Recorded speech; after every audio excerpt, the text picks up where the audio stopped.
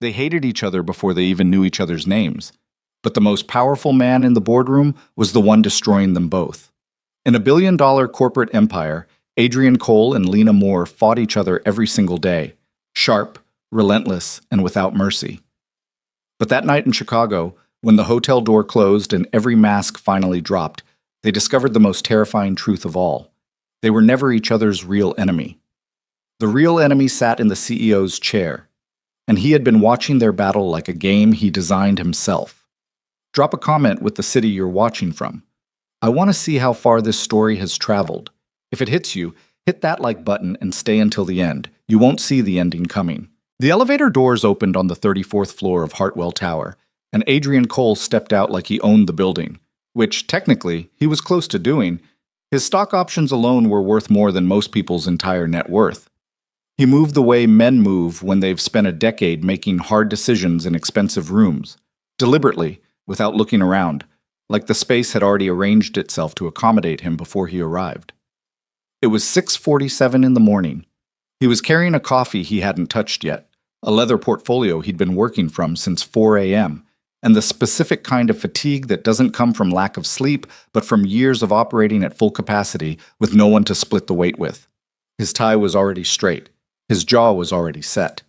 The assistant at the front desk, a young man named Derek who'd been at Hartwell for 8 months and was still terrified of the 34th floor, looked up and immediately looked back down at his screen. Adrian didn't notice, or if he did, he didn't care. He turned left toward the executive corridor, pushed open the glass door with his shoulder, and stopped dead in the hallway. Lena Moore was already there.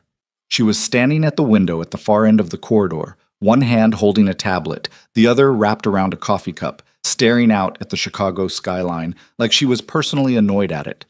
She was wearing a dark blazer over a white shirt, her natural hair pulled back tight, and she had the posture of someone who'd learned early that how you hold yourself in a room determines whether people take you seriously before you open your mouth. She turned when she heard his footsteps. Their eyes met. Neither of them smiled. "You're early," she said. "So are you," Adrian replied. That was it. That was the whole conversation. He walked past her to his office. She turned back to the window, and the 47 seconds they'd spent in the same hallway were already over. They'd been doing this for 3 years, walking past each other like two weather systems that both understood what would happen if they actually collided. It hadn't always been this clean. In the beginning, when Lena first arrived at Hartwell Capital as a senior analyst promoted so fast it made people's heads turn, there had been actual friction. Real arguments in meetings, the kind where voices get tight and controlled rather than loud because everyone in the room is too senior to raise their voice, but angry enough that the air gets dense. There had been a project, the Meridian acquisition, where they'd both submitted competing frameworks and the board had spent 3 weeks trying to decide which approach to go with. Lena's framework had won. Adrian had accepted the decision without a word, and from that point on, the friction between them had calcified into something colder and more permanent than open conflict. They were rivals. Everyone at Hartwell knew it. Their CEO, Richard Voss, made sure everyone knew it. Richard Voss was 61 years old and had built Hartwell Capital from a mid-sized investment firm into one of the most aggressive corporate acquisition engines in the country. He was the kind of man who gave speeches about vision and legacy and then went home and slept fine no matter what had happened that day. He had silver hair, a firm handshake, and a way of making you feel chosen when he focused his attention on you, like you'd been selected out of a crowd for something important. Adrian had worked under him for 6 years, Lena for 3. Both of them had been told, at separate times, in separate conversations, that they were the future of the company. Both of them had believed it because Richard said it with such specific conviction, with such carefully chosen detail about their individual strengths, that it never occurred to either of them that he might be saying the exact same thing to both of them on purpose. The competition between them wasn't accidental. It wasn't the natural result of two ambitious people occupying the same space. Richard had engineered it carefully, the way you'd design a system, with inputs and outputs and feedback mechanisms that kept the machine running without anyone understanding how it actually worked. But neither of them knew that yet. What Adrian knew, on that particular Tuesday morning in October, was that the quarterly strategy review was in 3 hours, and he hadn't slept more than 5 hours in the last 2 days. What Lena knew was that she'd gotten a message from Richard the previous afternoon saying he was impressed with the direction of her restructuring proposal, the same proposal that Adrian's team had been working to counter all week. They each carried this information separately, privately, like ammunition. The meeting started at 10. There were 12 people in the room, including Richard at the head of the table. Adrian sat on one side, 3 seats from the end. Lena sat directly across from him.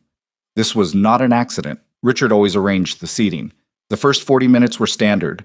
Quarterly numbers, market position updates, a presentation from the analytics team that everyone half listened to while reviewing their own notes.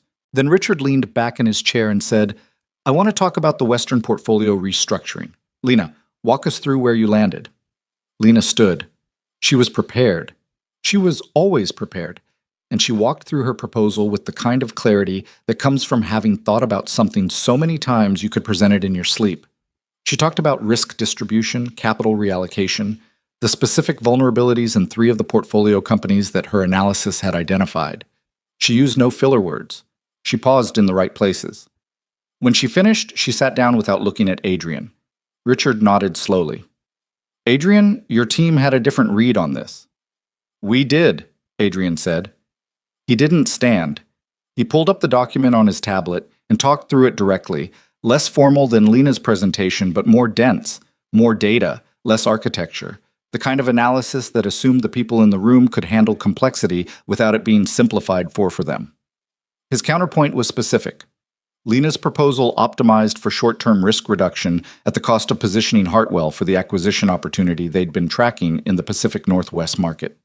"You'd be trading a long-term strategic position for a cleaner balance sheet," Adrian said. "That works if the priority is quarterly optics. It doesn't work if the priority is where we want to be in 36 months. Lena's jaw tightened slightly. Not enough for most people to catch. Adrian caught it. "The Pacific Northwest play isn't confirmed," she said. "You're asking the company to hold a vulnerable position based on a deal that may not materialize. I'm asking the company not to close a door it can't reopen. And I'm asking the company not to bleed out while waiting for a door that might not exist." The room had gone still the way rooms go still, when the conversation stops being about strategy and starts being about something else, something with edges. Richard was watching both of them. His expression was attentive, interested, and entirely composed. He looked like a man watching a very good tennis match. "Both perspectives have merit," he said after a moment. "Let's table the final decision until after Chicago. I want both of you thinking about this at the retreat." The retreat. Adrian had been trying not to think about the retreat. 3 days in Chicago, a luxury conference property on the lakefront, 30 senior leaders from across Hartwell's divisions in the same building for 72 hours of strategy sessions, team dinners, and the kind of forced proximity that always produced either unexpected alliances or irreparable damage. He had been to 4 of these. He knew how they worked. What he didn't know, what neither of them knew, was that Richard had already decided to use this one differently. Adrian's daughter was 7 years old, and her name was Maya, and she was the only thing in his life that existed completely outside the machinery of Hartwell Capital.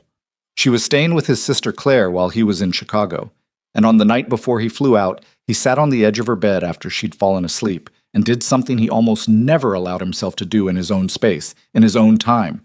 He just stayed still.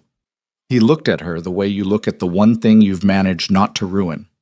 Maya's mother had left when Maya was 18 months old. Not dramatically, no fight, no breaking point.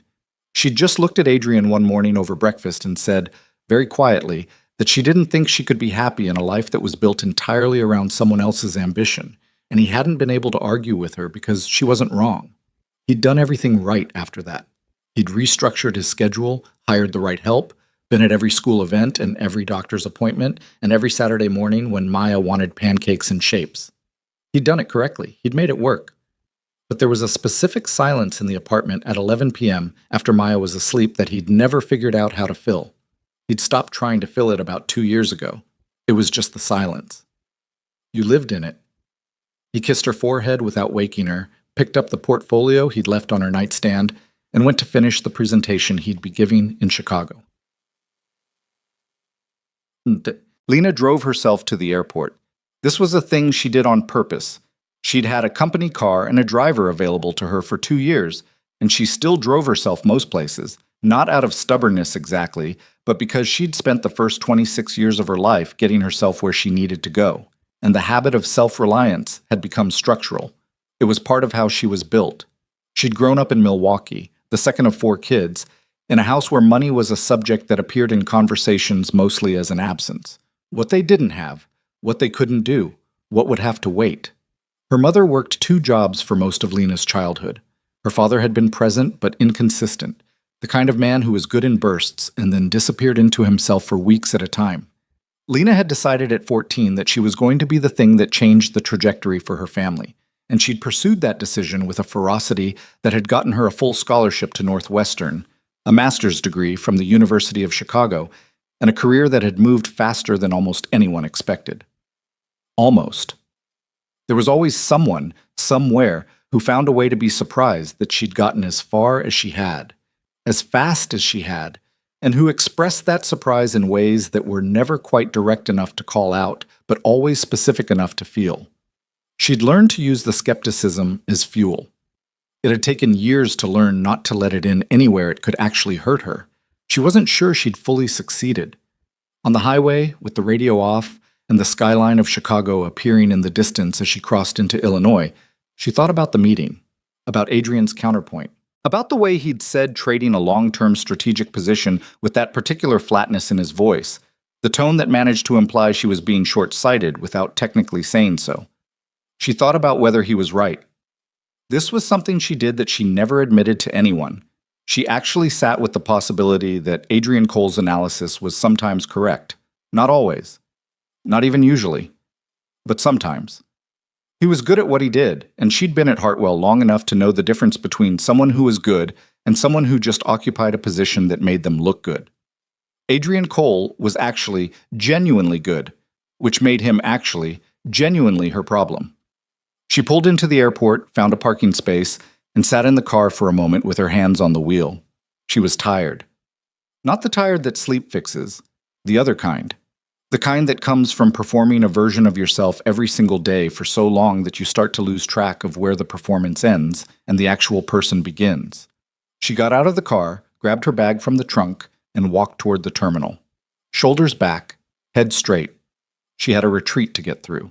The Lakeview Grand was the kind of hotel that had been designed specifically to make you feel like the city had been arranged as a backdrop for your importance. 62 stories of glass and steel on the edge of Lake Michigan, a lobby with ceilings that made you look up even if you were trying not to, and the specific quality of silence that only comes from extremely good soundproofing and people who have learned to speak quietly because they don't need to perform volume. Hartwell had booked out an entire floor, 32 executives, support staff, and Richard's personal team. The schedule for the 3 days was packed. Sessions starting at 8 in the morning, dinners that ran until 10, the kind of structured togetherness that never felt quite natural but always produced something. Adrian arrived first, checked in, went to his room, unpacked with the systematic efficiency of someone who traveled enough to have a system, and was in the first session 7 minutes before it started. Lena arrived 40 minutes later, having gotten stuck in traffic on the way from O'Hare. She walked into the opening session 5 minutes after it had begun and took the only available seat, which was next to Marcus Webb, Hartwell's head of operations, and directly across the long conference table from Adrian Cole. He looked up when she sat down. She looked back. Then they both looked at Richard, who was standing at the front of the room explaining the structure of the retreat, and neither of them looked at the other again for the next 2 hours. That first day was manageable. The sessions were substantive, market analysis, leadership frameworks, a workshop on strategic communication that was better than Adrian expected. He participated cleanly, said what he had to say, and kept his contributions specific enough to be useful without being performative. He noticed Lena doing exactly the same thing. They were both playing the same game, and they both knew it, and the knowing made the room feel like something with a low electrical current running through it. The evening dinner was harder. Richard had arranged small tables of 6 rather than one long executive table, and by some combination of planning and apparent coincidence, Adrian and Lena ended up at the same table. Along with 4 other people, Marcus Webb, the head of Hartwell's international division, and 2 senior directors whose names Adrian always had to think about for a second before they surfaced. The conversation was the conversation. Markets, trends, the quarterly picture, A brief detour into the Pacific Northwest situation that Adrian navigated carefully because he could feel Lena across the table registering every word he said. The wine was excellent. The food was excellent. Everything was excellent in the way that things are excellent when someone has spent significant money ensuring that no element of the experience would require complaint. Around 9:30, when the table had emptied down to just Adrian and Lena, everyone else having drifted to the bar or back to their rooms, one of those silences happened. The kind that isn't filled by either person because neither of them knows quite how to fill it without crossing into territory they've been carefully avoiding for 3 years. Lena spoke first. "Your point about the 36-month position," she said. "Walk me through the Pacific Northwest numbers again." Adrian looked at her. "Now?" "I want to understand the actual math, not the presentation version." He studied her for a moment.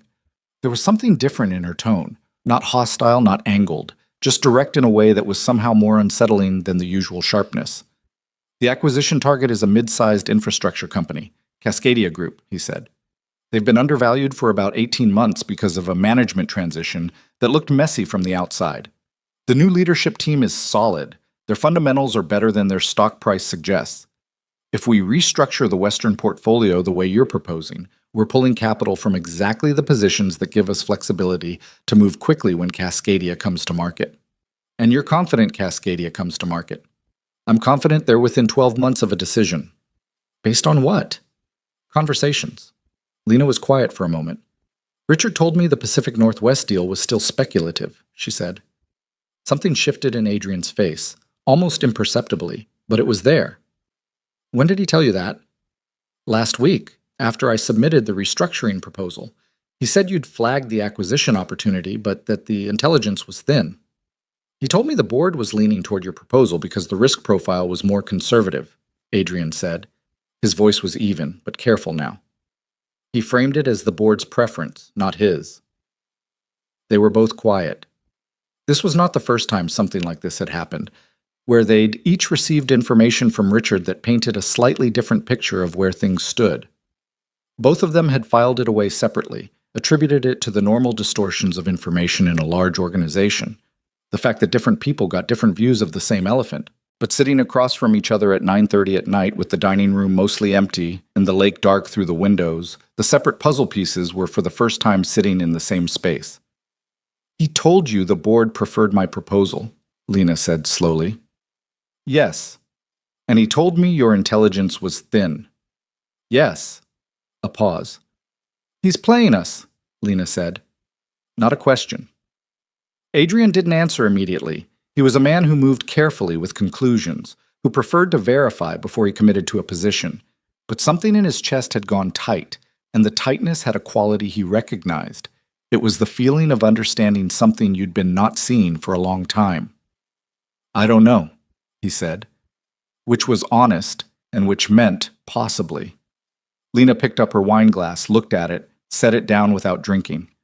"I'm going to go to my room," she said, "but I want to continue this." "Tonight?" "Tomorrow.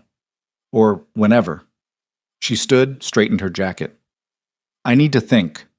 She walked out of the dining room without looking back. Adrian sat with his untouched wine and the specific discomfort of a man who has just seen the edge of something large and isn't sure yet whether he wants to know how large it is. He didn't sleep well. His room was on the 41st floor with a view of the lake, and he lay in the dark and looked at the ceiling and thought about all of it. The Meridian project, the Western portfolio, the dozen meetings over the past 3 years where Richard had positioned him against Lena in ways that had always felt like natural competitive friction, but now, placed in a different light, had a different shape. He thought about the times Richard had called him into his office after a conflict with Lena and said things like, "This is exactly the dynamic that keeps Hartwell sharp, and the tension between you two produces better outcomes than either of you would reach independently." At the time, it had sounded like management philosophy. It had sounded like Richard understanding that competition drives performance. Now it sounded like something else. Like a man who had found a mechanism that served him and was content to let it run. At 2 a.m, Adrian got up, made coffee with the room's machine, and sat at the desk by the window with his laptop. He wasn't looking for anything specific. He was just moving through documents the way he moved through discomfort, by doing something that felt like work. He opened the Meridian files, the original proposal, the counter-proposal, the board communications. He'd looked at these many times. He looked at them now with a different question in mind. Not what decision did we make, but who shaped what we each knew going into the decision. It was slow, and the hour was late, and he wasn't sure what he was looking for. But the discipline of looking was something. It was a place to put the feeling. The next morning, Lena was in the hotel gym at 5:15. She ran on the treadmill for 40 minutes and did not think about Adrian Cole or Richard Voss or the Western portfolio. She thought about her mother, who had worked a double shift on the same Tuesday in 1998 when Lena had won a regional math competition, and who had called her at 10 p.m. from the parking lot of the restaurant she waitressed at to say she was proud of her. She thought about the specific feeling of that phone call, the payphone in the high school hallway, the way pride can land in your chest like something solid when you need it. She ran harder. She'd built everything she had out of things like that, out of phone calls from parking lots and scholarships, and nights when she studied until 2 a.m., not because she was disciplined, but because she was terrified of the alternative. She hadn't gotten to Hartwell by being comfortable. She'd gotten here by being willing to be uncomfortable in ways that other people weren't. She showered, changed, and was in the breakfast area by 7. Adrian was already there, sitting alone with a coffee, and what looked like a restless night he was actively ignoring. She sat down across from him. He looked up. Neither of them said good morning. "I've been thinking about it," she said. "The pattern is consistent enough that it's not noise." "I looked at the Meridian files last night," he said. Her eyes sharpened. "And?" "Richard sent both of us different versions of the board's feedback on the initial proposals. Not different interpretations, different documents, different information." Lena was still for a moment. Then, "He manufactured the conflict." "He managed it," Adrian said. "There's a distinction. The conflict between us might have existed anyway, but he didn't just allow it, he maintained it, by making sure we each had a reason to see the other as a threat." Yes, the breakfast area was starting to fill up with other Hartwell executives, the early risers who appeared in hotels like this with the slightly aggressive energy of people who are going to be productive before they've had to talk to anyone. Adrian and Lena lowered their voices without discussing doing so. "If we're right," Lena said, "then we've both been making decisions for 3 years based on information that was filtered through him." "Yes." "Which means neither of us actually knows what the other one has been trying to do." "Correct." She leaned back slightly, looked at him, not the way she usually looked at him in meetings, where there was always a frame around the looking, a professional distance that kept the assessment clean. She looked at him like she was seeing him for the first time without the frame. He didn't look the way she'd thought of him. Or rather, he looked the way she'd known he looked, but the meaning of it was different now. The controlled exhaustion in his face, the discipline in how he held himself, all of it that she'd read as arrogance or indifference, she could see now that it was the posture of someone managing an enormous amount with no one to hand any of it to. She recognized it. She lived in a version of it herself. "I have a proposal," she said. He waited. "Tonight. Whoever's room. We talk. Actually talk, not strategy talk. I want to understand what you've actually been trying to do at this company. And you should understand what I've been trying to do, because if we've been working against each other based on false information, we need to know what the actual picture looks like." "That's a significant ask," he said carefully. "I know. We could be wrong about Richard." "We could be," she agreed. "But I don't think we are. And I think you don't think we are either." He was quiet for a long moment. Around them, the breakfast area continued to fill. Someone dropped a plate across the room, and the sound made 2 people flinch. "My room," Adrian said finally. 9 o'clock. Lena nodded once and picked up her coffee. "Don't be late," she said, and walked away from the table before he could respond.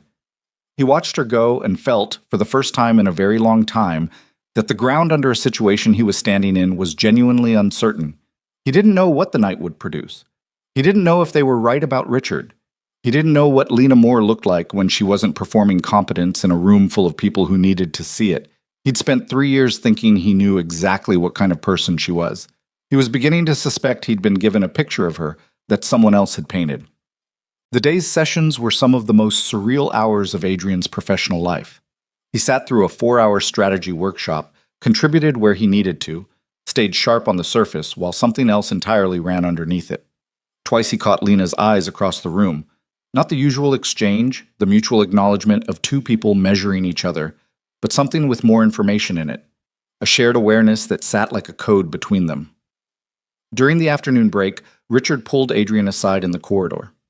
"You're doing well in there," Richard said, his hand on Adrian's shoulder, brief and firm. "The leadership team respects you enormously. I hope you know that." "I do," Adrian said. "Thank you.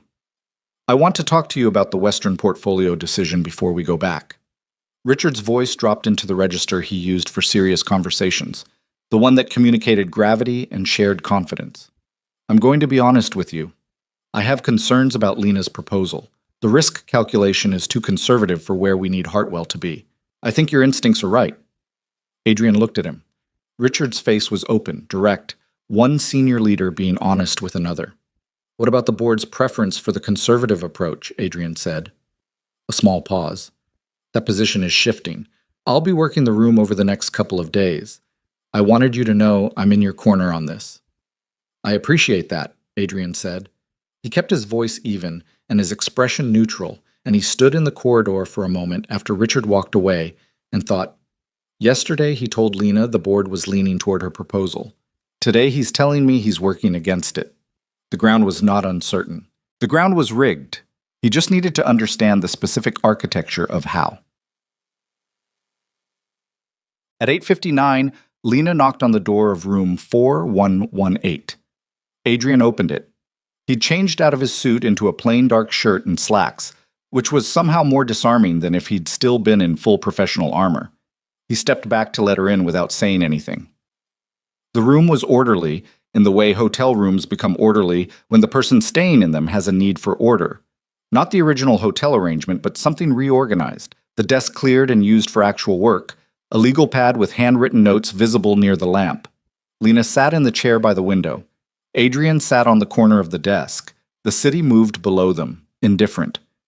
"Richard pulled me aside this afternoon," Adrian said without preamble. "Me too," Lena said. "This morning, after breakfast." "What did he tell you?" "That my instincts on the Western portfolio were right, that the board was moving toward my proposal, that he was going to make sure the decision reflected the conservative strategy." Adrian was quiet for a moment. "He told me the opposite." "I know." "He can't be telling both of us we're winning," he said. "So what is he actually doing?" "Keeping us both engaged," Lena said. "Keeping us both motivated to compete. If he tells you you're losing, you disengage. If he tells me you're winning, I lose faith in my own read. So he tells both of us we're on the right track, and we keep fighting. For a decision he's probably already made. Or one he's already using as a management tool without ever intending to actually resolve it." They looked at each other. "How long do you think this has been going on?" Adrian asked. Lena exhaled through her nose. "I've been at Hartwell 3 years. I think it started before I arrived. I think he brought me in specifically to create this dynamic. Someone with my profile, coming up through the industry the way I did. He knew I'd work twice as hard to prove I belonged. And he knew someone like you would feel the competition as a challenge to your authority." "Someone like me," Adrian said flatly. "I don't mean it as an insult. I mean he profiled us. He understood what would make each of us run faster." Adrian stood up from the desk and walked to the window, stood beside where she was sitting, and looked out at the lake. It was very dark at the far edge, where the city lights stopped and the water turned into something else entirely. "He told me, when he hired me, that he needed someone who could build legacy," Adrian said. "Not just results, legacy. He said most executives optimized for their own tenure, and he needed someone with a longer horizon." "He told me he needed someone who would never be comfortable," Lena said quietly. "Someone who would never feel like they'd arrived. He said comfortable executives were dangerous executives." A long pause. "He weaponized the things we actually believed about ourselves," Adrian said. Lena didn't answer for a moment. When she did, her voice was different. Not the meeting voice, not the corridor voice, but something without a performance in it. "I've given 3 years to a competition that wasn't real," she said. "Every decision I've second-guessed, every proposal I've built a counter-narrative around. I was doing it based on a picture of you that he painted, not the actual you." "And what is the actual me?" She looked at him. He was still standing at the window, looking out, and there was something in his profile that was unguarded in a way she'd never seen in a boardroom. "I don't know yet," she said honestly. "That's why I'm here." He turned to look at her then, and she held the looking without the usual professional distance, without the frame, and what passed between them in that moment wasn't a decision or an alliance or anything that could be summarized in a meeting debrief. It was just two people being seen, briefly and without armor, which is one of the more dangerous things that can happen between two people who have been in opposition. "Okay," he said. "Okay, what?" "Okay. Let's figure out who we actually are." He pulled the desk chair over and sat down across from her, and they actually talked, without roles or rivalry or any of the elaborate choreography they'd been performing for 3 years. They talked about what they'd actually been trying to build at Hartwell, what they believed about the company, where they thought it was going wrong, and where they thought it could be something genuinely worth the years they'd put into it. They talked about themselves too, eventually, in the halting and imprecise way that people talk about themselves when they're not used to doing it in rooms where someone else is listening. Adrian talked about Maya, not as a detail, not as the humanizing personal life anecdote that executives use to seem relatable in profiles, but as the actual weight of it, the specific shape of raising a kid alone when you're also trying to be the kind of professional he was trying to be, and how the two things pulled at each other constantly in ways he'd never found a language for. Lena talked about Milwaukee and her mother, and the particular flavor of being the person in your family who was supposed to fix everything, and how that kind of origin either makes you or breaks you, and sometimes does a version of both at the same time. They didn't solve anything that night. They didn't make a plan or agree on a strategy or shake hands on an alliance. It was too new and too raw and too much of a disruption to 3 years of established understanding for any of that to happen cleanly. But when Lena stood to leave near midnight and Adrian walked her to the door, they were standing in a different relationship than the one they'd walked into the room with. Not friends, not partners, not anything that had a clean name yet, but not enemies either. "Richard's going to keep this up through tomorrow," Lena said at the door. "He'll pull us both aside again. He'll calibrate the information again. He'll make sure we're still running." "I know," Adrian said. "So we play along," she said. "For now." "For now," he agreed. She looked at him one more moment. "Don't tell me what you're thinking right now," she said. "I can see it. Whatever it is, you can tell me when you're sure." Then she was gone, the door closing softly behind her, and Adrian stood in the quiet of room 4118, with the lake dark below and the legal pad on the desk, and the beginning of something that didn't have a shape yet, but had, unmistakably, begun. He thought about Maya, asleep in her bed back in Chicago, unaware that her father had just spent a night discovering that the ground he'd been standing on for 3 years was not the ground he'd thought it was. He thought about the legal pad, about the Meridian files, about the Western portfolio, about Richard Voss at the head of a conference table, watching two people fight a war he'd designed, with the easy expression of a man who had always known how it would end. He picked up the legal pad and started writing. Not a plan? Not yet. Just notes. The beginning of a record. The first marks of something that, if it was going to become what he now thought it might need to become, would require documentation, patience, and the particular kind of courage that isn't dramatic but is deeply costly. The kind of courage that looks, from the outside, exactly like going to work. Adrian didn't sleep after Lena left. He sat at the desk until 3 in the morning with the legal pad and his laptop and the Meridian files he'd pulled up again, and he worked the way he worked when a problem had gotten personal. Not with the clean efficiency of a business analysis, but with the kind of grinding, repetitive attention that meant he was bothered enough to keep going past the point where it was comfortable. What he was looking for was pattern, not proof, not yet. Just the shape of something that would tell him whether what he and Lena had said to each other that night was an insight or just two tired, cynical people in a hotel room finding a narrative that made sense of things that were actually just complicated. He went through the communication trails on the Meridian project, the board feedback documents that Richard had distributed to each of them. He went through them side by side, which was something he'd never done before because there had never been a reason to. Why would he compare his version of a document to someone else's version of the same document if the assumption was they'd received the same one? The differences were subtle. That was the first thing that registered. How careful they were. Not obvious deletions or insertions, not the kind of editing that screamed tampering. The differences were framing differences, emphasis, context, the ordering of information. In the version Adrian had received, the board's primary concern about Lena's Meridian framework was its risk exposure. In the version Lena had described receiving, the board's primary concern was Adrian's timeline assumptions. Same board, same meeting, two different primary concerns. The conclusion each of them would naturally draw from their respective documents was a different understanding of where they stood, what needed to be defended, what the weakness in the other's position actually was. It was elegant, was the thing. As a piece of information management, it was genuinely elegant. You didn't lie outright. You just made sure that what each person knew was enough to keep them sharp and not quite enough to see the full picture. Adrian sat back in his chair and looked at the ceiling and felt something that wasn't quite anger yet. It was more like the specific sensation of recognizing a mechanism that had been operating on you quietly for years. The feeling of having been a component in something without knowing you were a component.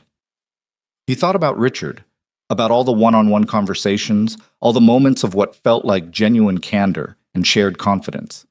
Richard had a talent for making you feel like you were the real version of the conversation, like everyone else got the edited version and you got the honest one.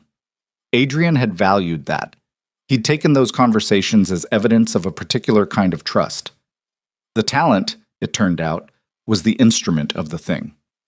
He closed the laptop at 3:15 and lay on top of the bed without changing, staring at the ceiling, and did the accounting that no one likes to do. How many decisions had he made in the last 3 years that were shaped by information that had been shaped for him?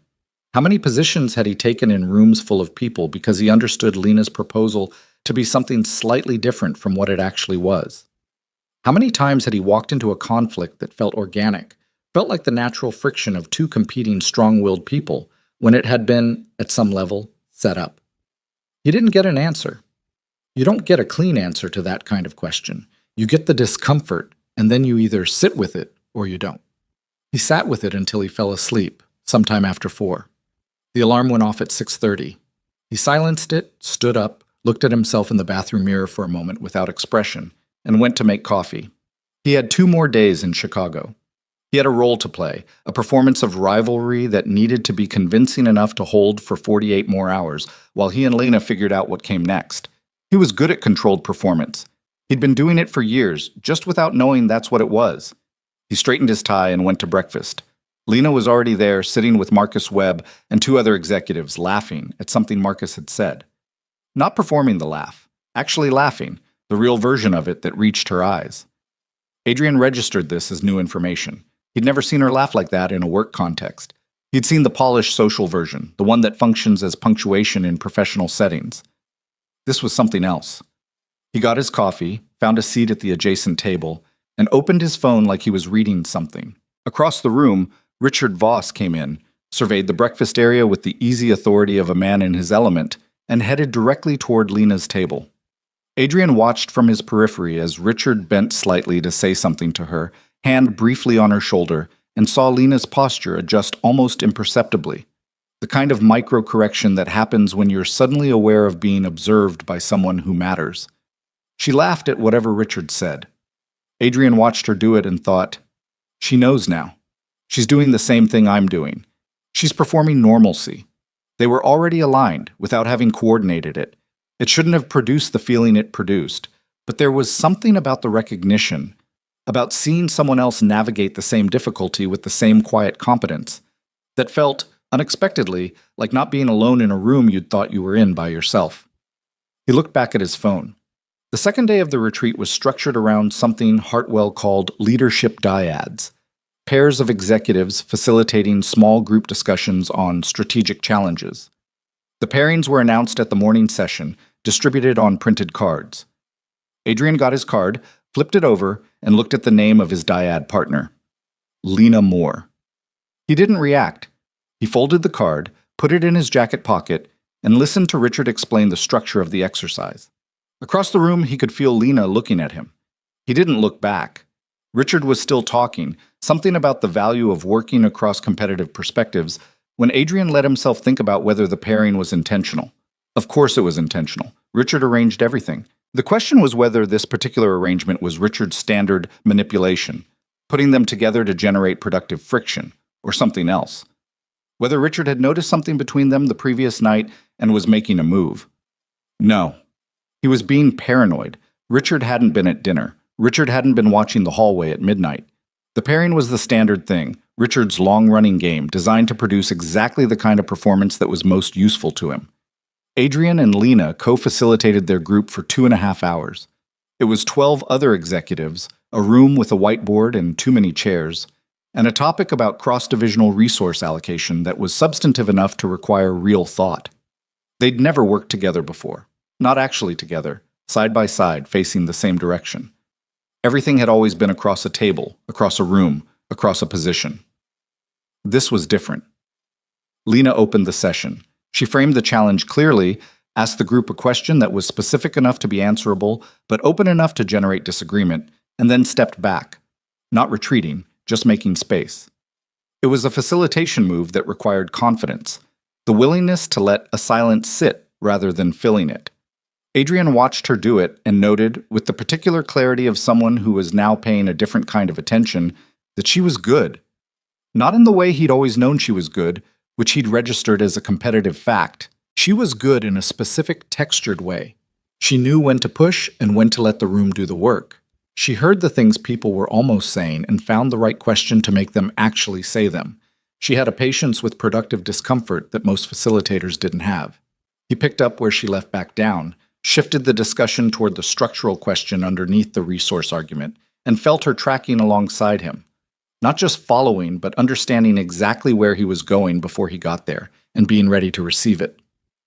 About 40 minutes in, one of the executives, a director named Patterson from the risk division, a man who had opinions and expressed them frequently, started pushing back on a framework Adrian had laid out. The pushback was the kind that starts as a question and ends as a statement of the opposite position. I think the assumption here is that division leaders can prioritize cross-divisional benefit when their own metrics are divisional, Patterson said. You're asking people to act against their incentive structure. I'm asking people to see the incentive structure clearly, Adrian said. If the divisional metrics are misaligned with company performance, that's the actual problem. Right, but the point, Lena said, cutting in with a tone that was direct without being sharp, isn't whether people will naturally do it. It's whether we build the conditions where they can. The incentive structure is a design problem, not a character problem. She looked at Patterson. Does that land differently? Patterson considered it. That lands differently, he admitted. Adrian looked at her briefly, and she looked at him briefly, and it was the fastest, most private exchange in the room, lasting maybe half a second, containing something that wasn't quite acknowledgement and wasn't quite gratitude, but was somewhere in that territory. They ran the session to completion. The group left satisfied the way groups leave when a session has actually done something. When the last person filed out, Adrian started collecting the printed materials from the table and Lena started erasing the whiteboard, and for a moment they were just two people cleaning up a room.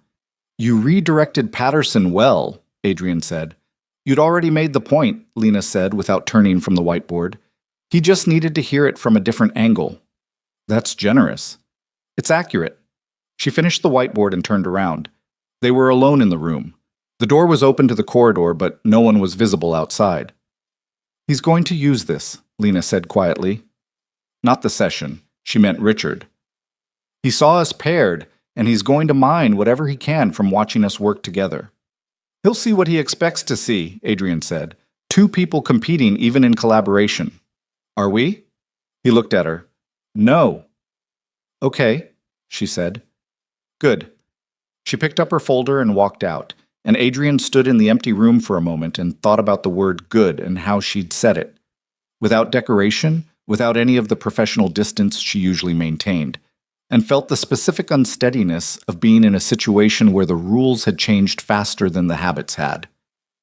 The afternoon session ran long. By the time the day's formal programming ended, it was past 7, and the dinner that followed was the large group format, all 30 executives at long tables in the hotel's private dining room, which was beautiful and loud and exactly the kind of setting where it was easy to manage who you talked to and easy to avoid who you needed to avoid.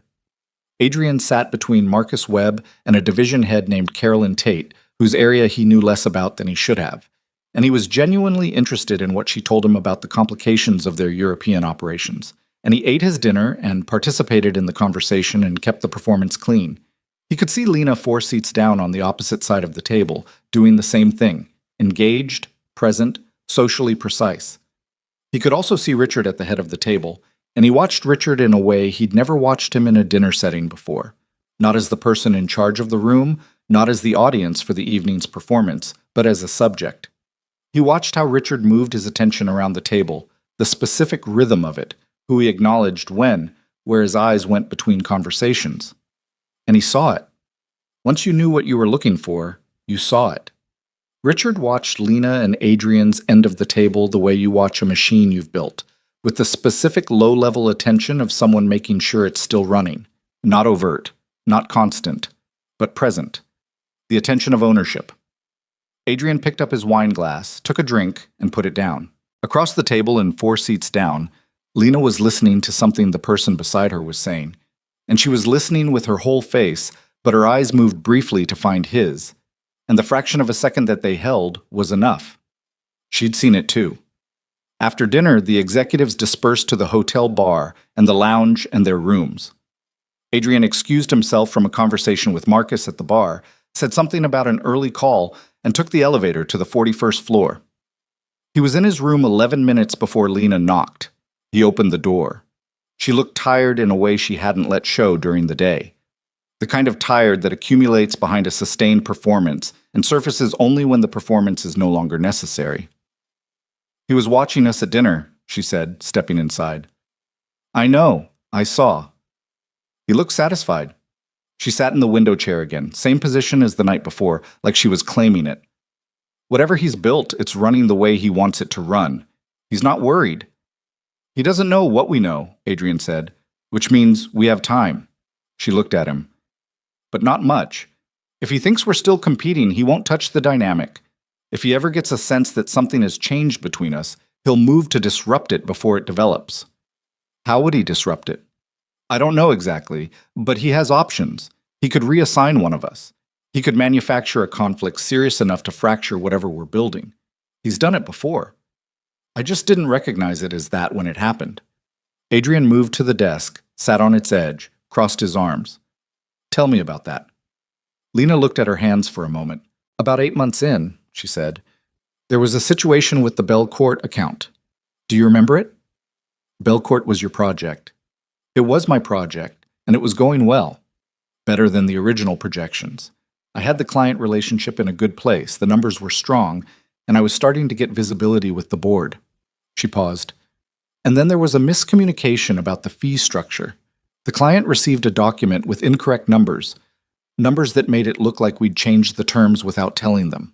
The client was furious. I spent 3 weeks managing the fallout, and by the time it was resolved, the momentum was gone." "What happened to the document?" "That's the thing. I never found out. The official explanation was an administrative error. Someone in communication sent an outdated version, but the document that was sent had a version number that was newer than the correct document. Someone had created it after the fact." Adrian was quiet. "I filed it away," Lena said. "I didn't have proof of anything, and I needed the political capital to manage the fallout more than I needed to make accusations I couldn't back up. But I've thought about it since. Who benefits from the Belcourt account slowing down? Who had the access and the motivation?" "Richard," Adrian said. "Or someone working for Richard?" "Yes." "He didn't want you moving too fast," Adrian said slowly. "He needed you in competition with me, not in a position where you were outpacing me. If you got too far ahead, the dynamic he'd built between us would collapse." "That's what I think." The window was dark, the lake invisible at this hour, just the suggestion of open space beyond the glass. Adrian uncrossed his arms, leaned forward slightly. "I need to know something," he said. She waited. "The Pacific Northwest deal, the Cascadia acquisition. Do you actually think the intelligence is thin, or was that Richard's characterization?" She was quiet for a moment, thinking honestly rather than quickly. He respected that. She didn't answer before she had the real answer. "I've never looked at the Cascadia intelligence directly," she said. "Everything I know about it came through Richard. He framed it as your initiative, speculative, not board-ready. I accepted that framing because I had no reason not to." "The Cascadia intelligence is not thin," Adrian said. "I've had conversations with people inside the company, directly, not through intermediaries. They're 12 to 18 months from a transition. The new leadership team wants a strategic partner, not just a buyer. Hartwell is positioned perfectly for it. It's one of the better acquisition opportunities I've seen in 6 years here. And Richard told me it wasn't. Because a successful Cascadia acquisition driven by my intelligence would have put me in a stronger position than he wanted me in, Adrian said. So he managed the information to make sure my proposal appeared weaker than it was. Lena rubbed the side of her face with her hand, a gesture he'd never seen her make in any professional setting, purely private, the gesture of someone who is genuinely tired and genuinely frustrated. We've both been working at 60% of what we could have done, she said, because he's been bleeding off the other 40 to maintain the competition. And the company has benefited from it, Adrian said. That's the honest part. The competition does produce results. It's not entirely cynical. There's performance value in what he's built. We've both done good work. But we'd have done better work if we'd known what the other one was actually doing. Yes. And he knew that, Lena said. Which means he chose the performance value of our competition over the actual strategic value of our collaboration. Which means... She stopped. It means his priority isn't the company's performance, Adrian finished. It's his control of the company's performance. Those are different things. The room was quiet for a moment. Okay, Lena said. She sat forward, put her elbows on her knees. So here's where I am. I think we need to build a record. Not just impressions, actual documentation. Internal communications, the document trails, anything that shows the pattern of information management. Because what we have right now is a theory and a set of experiences that individually could be explained other ways. I started last night, Adrian said. He picked up the legal pad and handed it to her. She took it, read through the notes. Her expression shifted as she read. Not dramatically, but in the way that expressions shift when the thing on the page confirms what you already suspected, but hoped was wrong. The Meridian document comparison, she said. If you still have the version you received, we can put them side by side. I have everything, she said. I keep everything. It's a habit from earlier in my career, you learn early that in corporate environments, documents have a way of disappearing when they become inconvenient. Where do you keep it? Cloud storage, separate from Hartwell's systems. Personal account, not connected to anything company owned. She looked up from the legal pad. You? Same. Not a habit I'd have called paranoid until tonight. She almost smiled. Not quite, but the near version of it. Not paranoid, experienced. She handed the legal pad back to him. We can't do this fast, she said. If we move too quickly or ask for documents that are outside our normal access patterns, it flags. We need to build this the same way we build everything else, methodically, quietly. And in the meantime, we keep performing. We keep performing, she agreed. Richard needs to believe that Chicago produced the same thing every previous retreat produced. 2 people who are sharper rivals coming out than going in. Can you do that? Adrian asked. The question sat between them for a second. It was a real question. Not a professional question about capability, but something more personal. Could she walk back into the dynamic she now understood as manufactured and perform it convincingly enough to fool the man who'd built it? I've been performing one version or another of something my whole life, Lena said. Her voice was even, but the words had weight behind them. This is just a different character. He nodded slowly. He understood exactly what she meant, and the understanding was not comfortable, and neither of them pretended it was. I'm going to need to push back against your proposal publicly tomorrow, he said. Richard will expect it after today. I know. I'm going to criticize your Cascadia numbers, based on the thin intelligence framing he gave you. Which I now know is false, but which I'll use anyway. She looked at him steadily. For a period of time, we're going to have to do things that aren't honest, in service of something that is. I know. I just need to say it out loud, she said, because I've spent 3 years in an environment shaped by dishonesty, and I don't want to become something I can't find my way back from. That landed. It landed in a specific place, in the part of him that had spent 6 years telling himself that the compromises he made were necessary and strategic and not actually compromises. He'd gotten very good at the framing. He wasn't sure he'd been as honest with himself about the cost. I hear that, he said. And then, because it felt important to say it, I've done the same thing. Told myself the things I went along with were just how it works. They weren't always. Lena looked at him for a moment, not evaluating, just looking. The way people look at each other when something true has been said. We should both get some sleep, she said. Yeah. She stood. He walked to the door. She stepped into the corridor and then turned back, one hand on the door frame. Adrian. Yeah. The Cascadia deal. When this is over. When we're not performing anymore. I want to actually read the intelligence file. He looked at her. Why? Because I think it might be the best acquisition opportunity I've seen in 3 years, she said. And I'd like to work on it with someone who isn't trying to make me fail. He held the door, didn't say anything for a moment, and then said, I'll send you the files. She nodded and left, and he stood in the doorway watching the empty corridor for a moment before closing the door. He sat back down at the desk. The legal pad was in front of him, Lena's handwriting visible in the margin where she'd added a note while reading.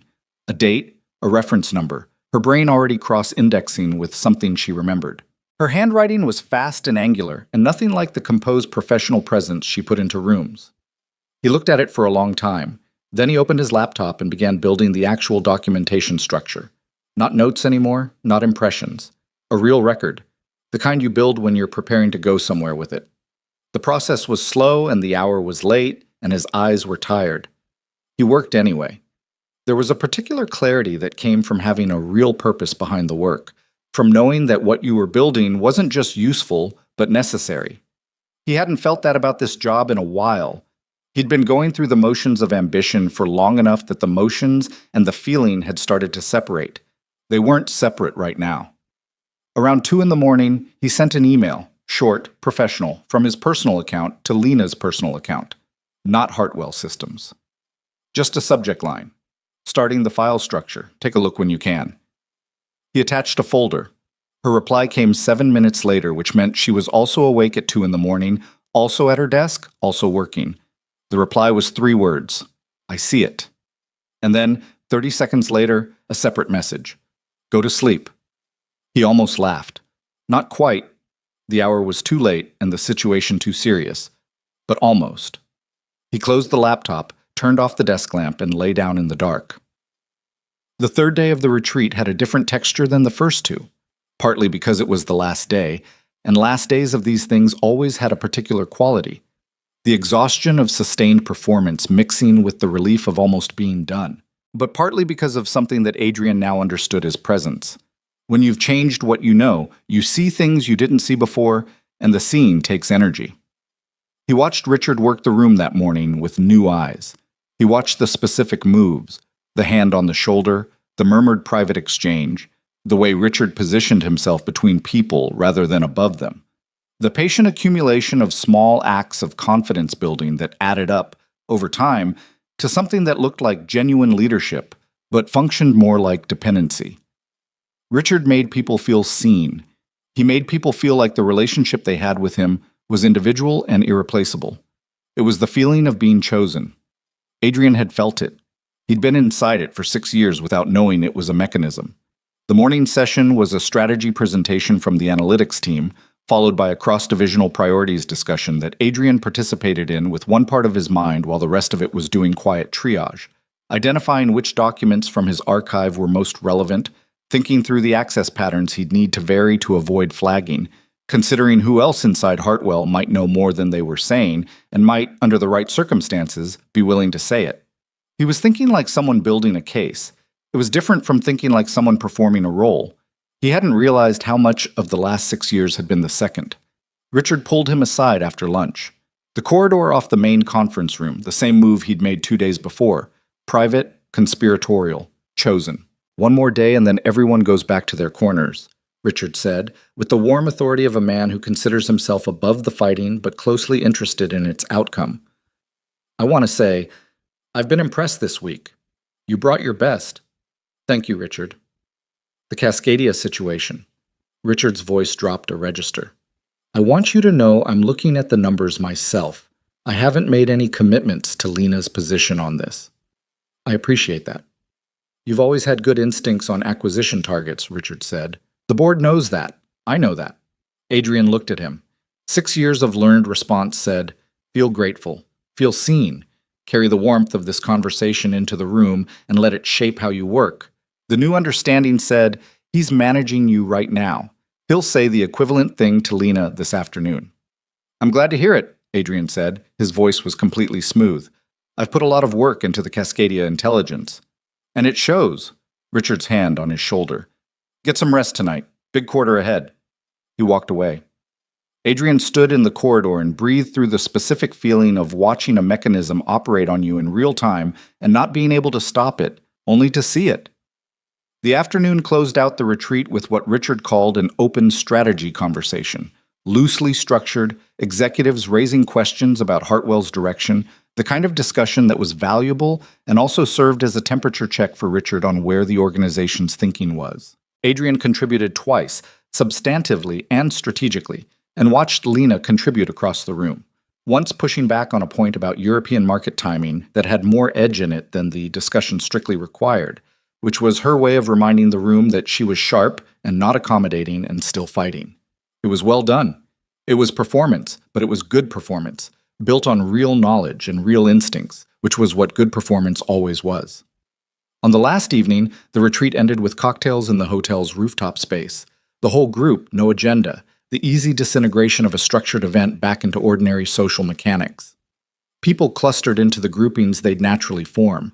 The European division people together, Marcus and his crew, the analysts who'd been in presenter roles all week finally relaxing in visible ways. Adrian was standing near the railing with a drink, looking at the lake, the real lake this time, visible in the early evening light, big and gray-green and reminding him in a specific way that the world was larger than the room he'd been sitting in for 3 days. Lena appeared beside him. Not dramatically. She just moved through the crowd and ended up there, natural as gravity. Last night in Chicago, she said. Yeah. You got what you needed? Enough to start, he said. You? More than I expected. They stood looking at the lake. Around them, conversations continued. Glasses clinked. Richard held court near the door with 3 board members who'd flown in for the last evening. When we're back, Lena said quietly. Same building, same floor, same hallway at 6:47 in the morning. Same everything. Except not. Except not, he agreed. She turned to look at him, and he turned to look at her, and they were standing in a crowd of people who thought they knew exactly what was between them, who had 3 years of evidence for a clean, readable dynamic that explained everything.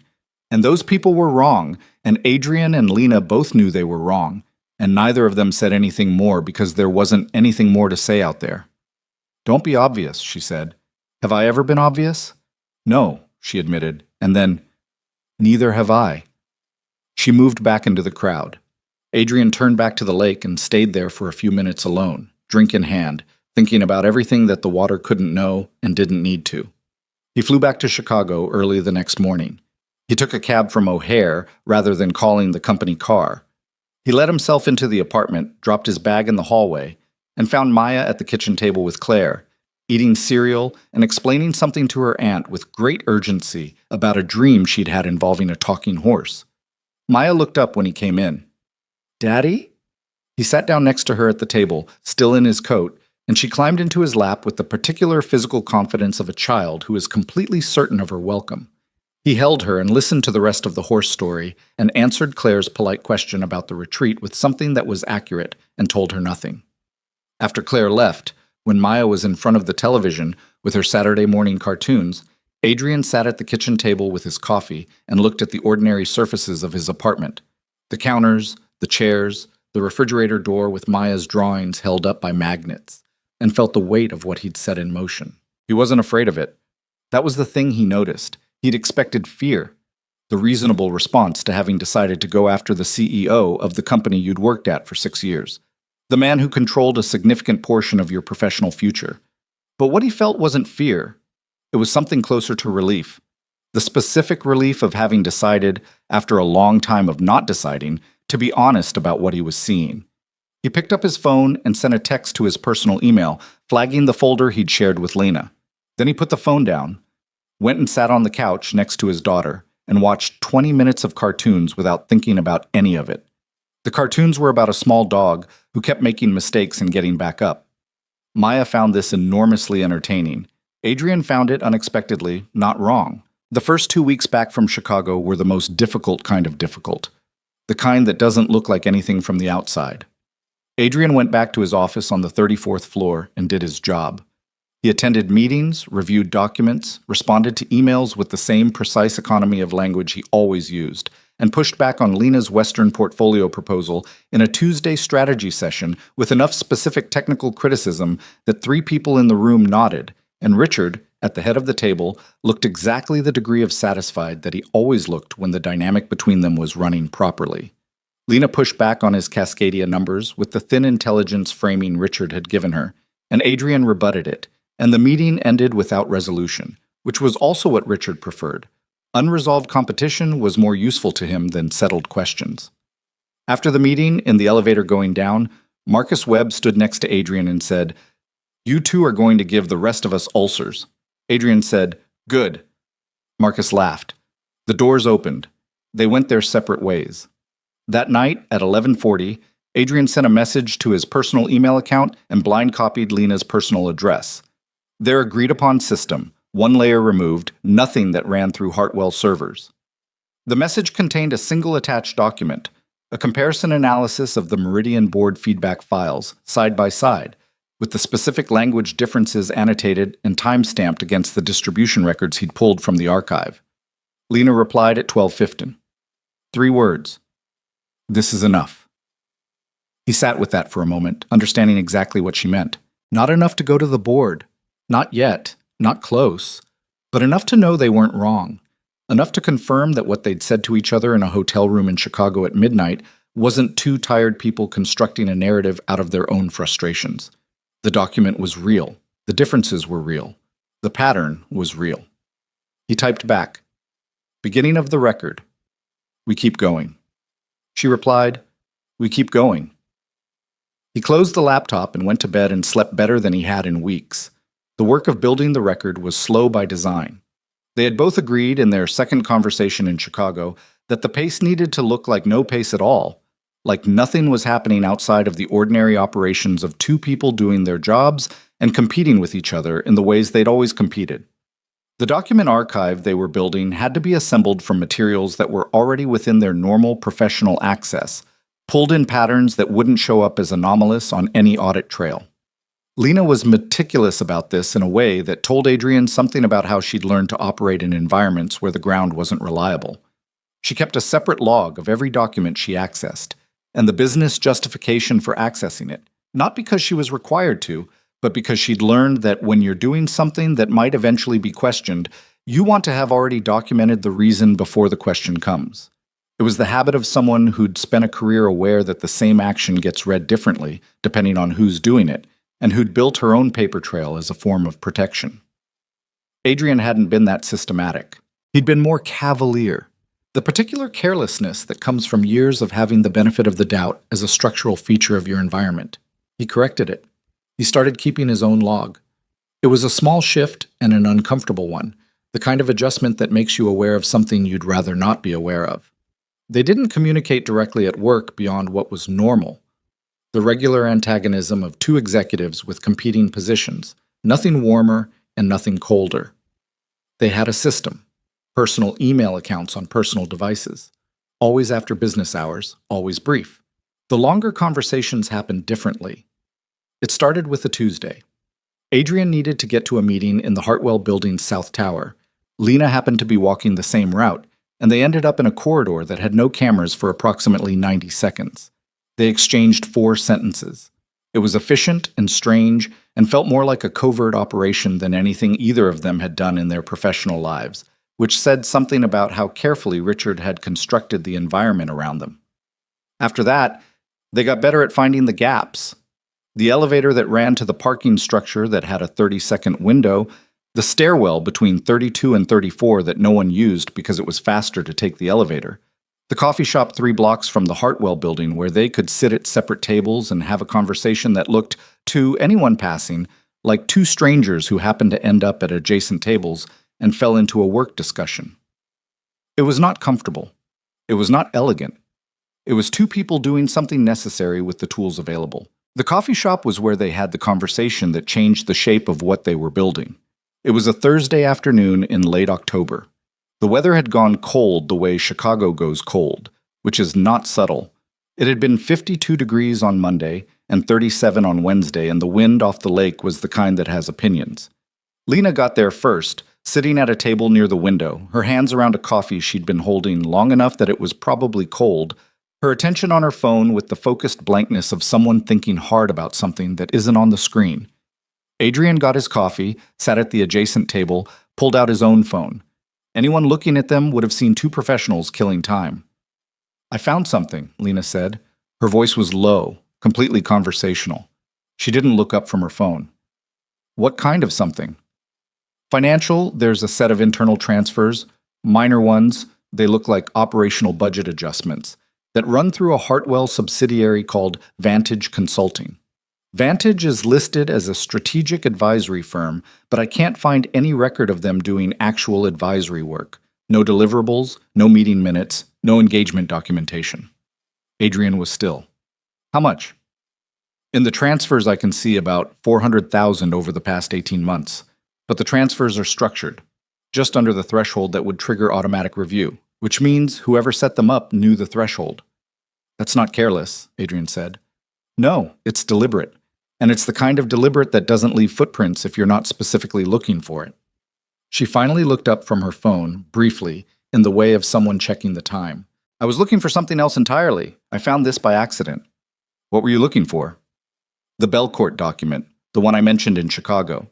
I wanted to find out where it originated, which account created it, which device. I was going through the file metadata and I ended up in a connected archive that had these transfer records as attachments to what looked like standard operational memos." She paused. "The memos don't say what Vantage is for, but the transfer amounts and the structure. Adrian, someone is taking money out of this company through a shell entity and covering it with budget language. You can't say that for certain based on what you've described." "No," she agreed. "I can't. But I can say it's anomalous enough that if I'd found it in any other context, I'd have flagged it immediately." She looked down at her phone again. "The reason I didn't flag it immediately is that Richard's name is on 2 of the authorization signatures. The coffee shop was warm and loud with the particular afternoon crowd of remote workers and students, and someone at the counter was ordering a very complicated drink with great patience. And outside the window, a woman was pushing a stroller against the wind with her whole body. All of it continued entirely normally while Adrian sat with what Lena had just said. "You're sure it's his signature?" "I'm sure it matches the authorization format he uses. I'm not a forensic accountant," which is exactly the problem. We need someone who is. We need someone who is, who we can trust, who won't run to Richard or the board before we have the full picture.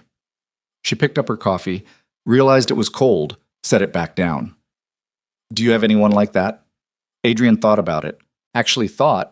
Went through the list of people he'd worked with over 6 years, assessed them for loyalty, discretion, motive, the specific combination of capabilities and trustworthiness that the situation required.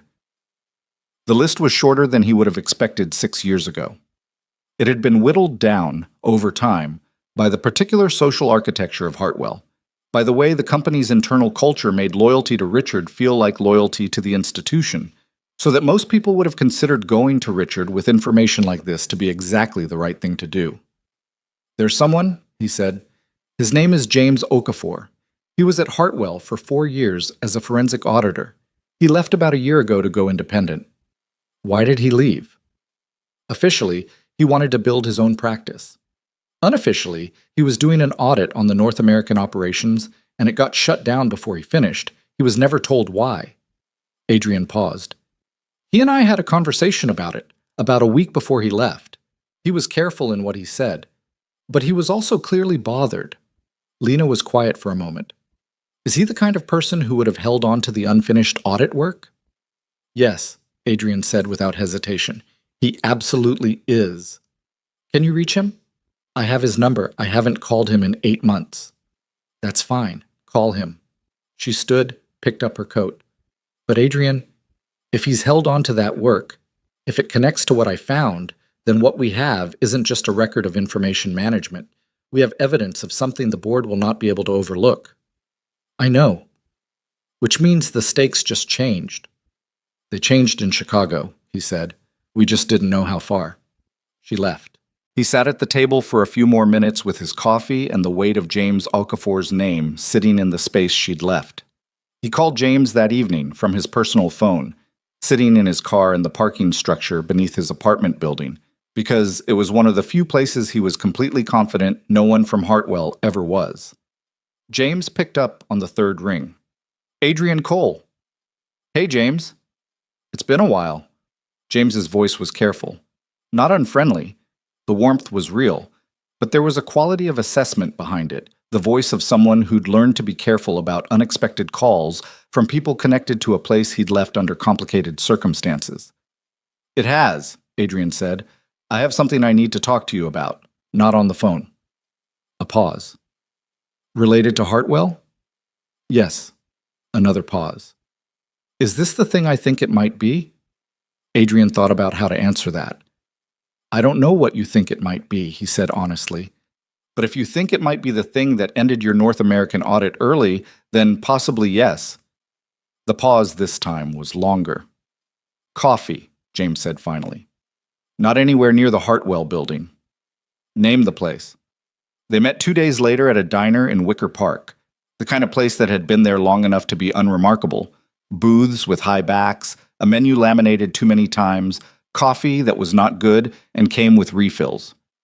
James Okafor was 43, compact and precise in the way of someone who had always had to be precise, with the particular quality of attention that forensic auditors develop over time, the habit of noticing what doesn't fit.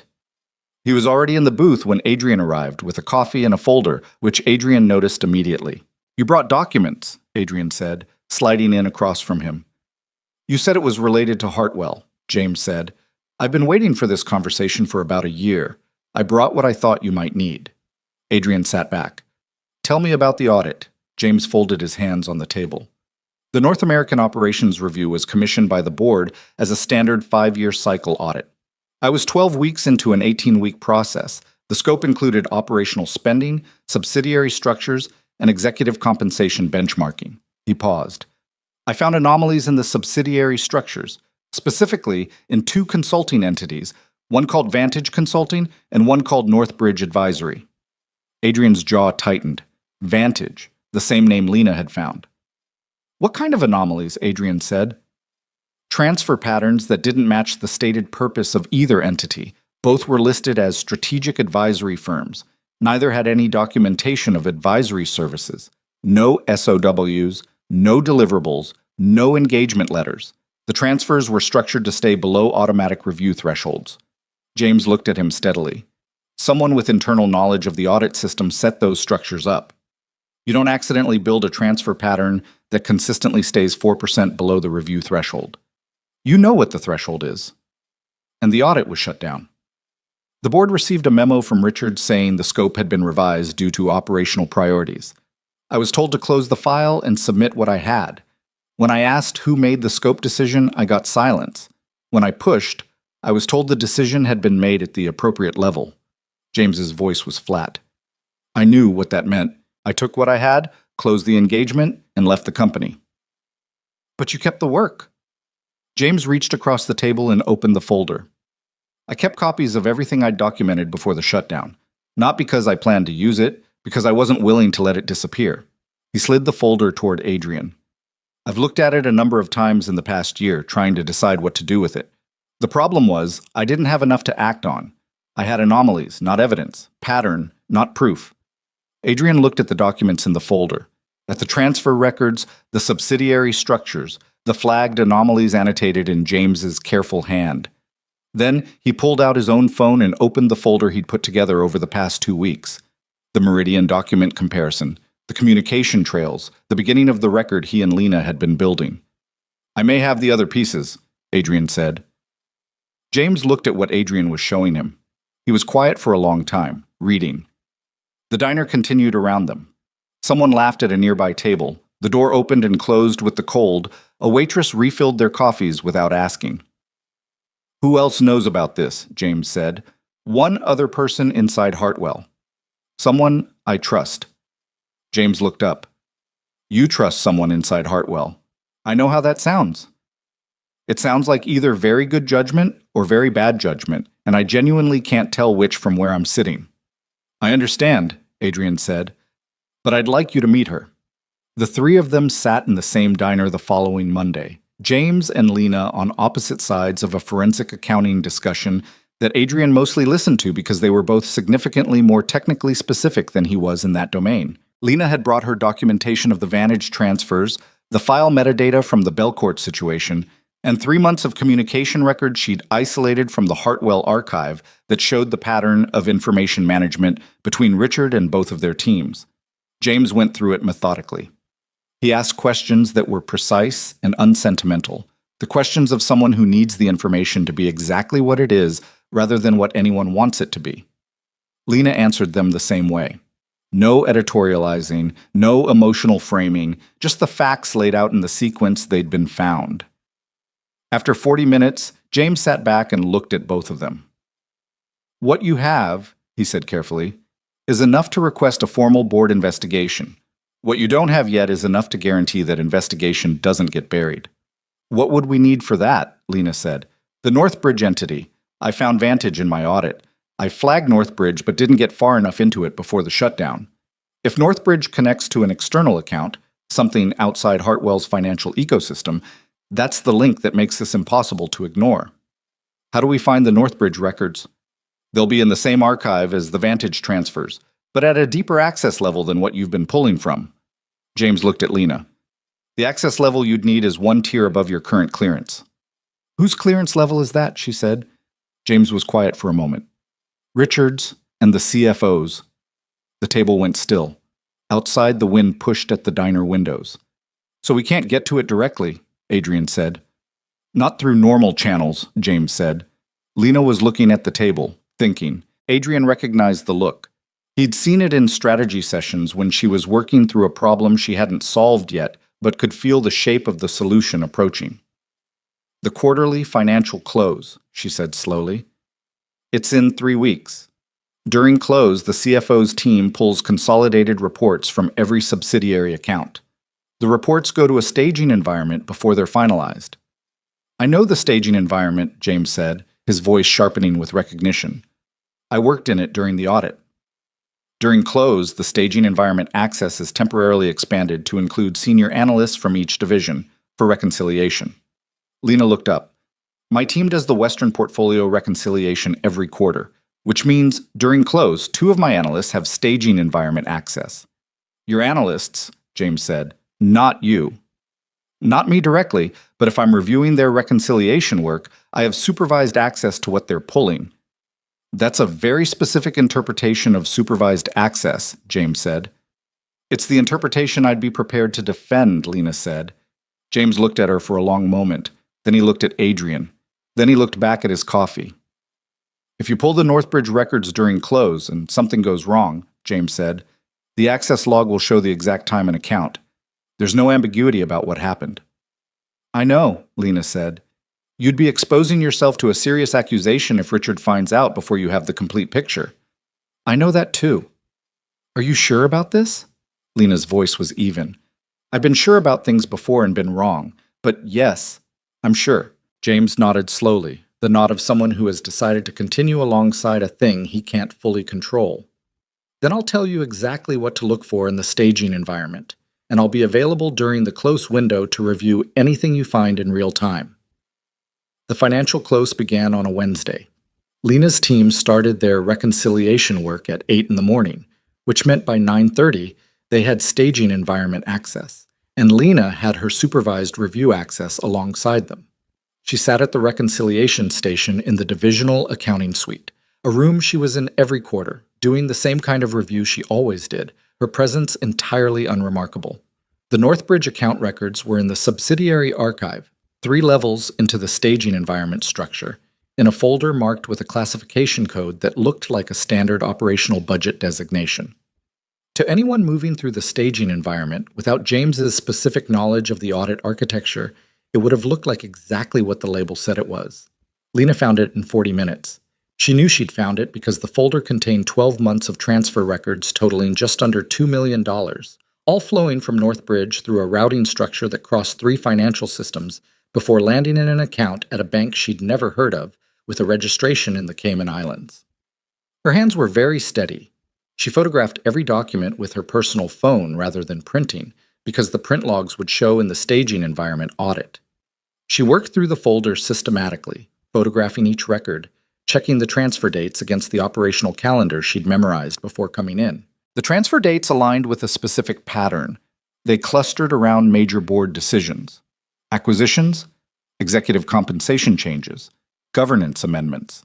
Every significant company decision had, within 14 days of it, a transfer from Northbridge to the external account. Not large amounts individually, but consistent, patterned, the pattern of a payment for something. She closed the folder, exited the staging environment, and continued reviewing her team's reconciliation work for another 2 hours without any visible change in how she operated. That evening, she sent the photographs to Adrian and James from her personal phone. The message to Adrian read, "Northbridge connects to an external account, Cayman registration." Transfer pattern corresponds with major board decisions over the past 22 months. Adrian's reply came in 4 minutes. "Meet me and James tomorrow. Same diner, 7 a.m. She typed back, "7 is fine." She put the phone down and sat in her apartment, which was a clean spare space on the 22nd floor of a building in Lincoln Park that she'd furnished slowly and practically over 3 years. No art yet, though she'd been meaning to get some. A bookshelf that was full. A kitchen she actually used. The view of the neighborhood from the window, rooftops and trees in the distance. She sat at her kitchen table with a glass of water and thought about what she'd done today, and whether she'd done it correctly, and whether it would be enough. She thought about the $2 million in transfers and what they bought. She thought about Richard, 61 years old, silver-haired, the warm and specific attention he gave people who were useful to him. She thought about herself at 26, newly arrived at her first serious corporate job, learning to perform competence in rooms where people were already half looking for reasons to discount it, how much energy it had taken, how much of herself she'd spent on the performance over the years, how little of it she'd ever been able to put down. She thought about Adrian, about the legal pad with the angular handwriting in the margin, about go to sleep sent at 2 a.m, about standing at a window, looking at a dark lake and saying, out loud, "I've given 3 years to a competition that wasn't real." The specific courage of saying a true thing when you're not sure what it will cost you. She got up, washed the glass, and went to bed at a reasonable hour for the first time in weeks. The 7 a.m. meeting at the diner was short and efficient. James went through the Northbridge transfer records, cross-referenced them with his own audit findings, and with the board decision dates Lena had identified, and built in real time the connection that Adrian had described. Not just a subsidiary with anomalous transfers, not just a pattern that stayed below review thresholds, but a systematic payment structure that corresponded with major company decisions over nearly 2 years. "This is the link," James said. He had a yellow legal pad of his own, covered in numbers and arrows, the paper version of what was becoming a financial map. The Northbridge account is receiving transfers from Hartwell operational budgets. It's sending transfers to the Cayman account. The Cayman account is registered to a holding company called Pelican Group, which is a 3-layer shell with no public registration, no filing history, and no known principals. He paused. A holding company with no known principals that's received just under $2 million in transfers, timed to coincide with board-level decisions at Hartwell Capital. "The payments are for something that happens at the board level," Adrian said. "That's the shape of it, yes." "Influence," Lena said. "He's paying for something at the board level." "Or to someone at the board level," James said. "I can't tell you who from what we have, but if there's a board member whose position on key decisions has been unusually consistent with Richard's preferences, and if that position could be tracked against the payment dates—" "I can do that," Adrian said. "I have the voting records. I've been in enough of those discussions to know who's been reliably aligned with Richard on contested decisions." "Don't tell me who until you've looked at it fresh," James said. "I don't want your answer shaped by what you already suspect." Adrian nodded.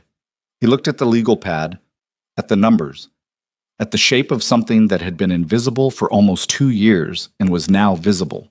He thought about the boardroom meetings he'd been in, the ones where the debate had seemed genuine and the outcomes had seemed reached through deliberation and then somehow had always landed in a particular way, the way things land when the game is arranged. "We have enough to go to the board," Lena said. "Some of the board," James said carefully. If Richard has purchased alignment from one or more board members, going to the full board is going to the people we're trying to expose. So we need to identify the clean members first, Adrian said. You need to identify them and approach them privately with documentation before anything comes to the full board, James said. Because the moment this becomes public within Hartwell, Richard will know, and he'll move. How fast will he move? Lena said.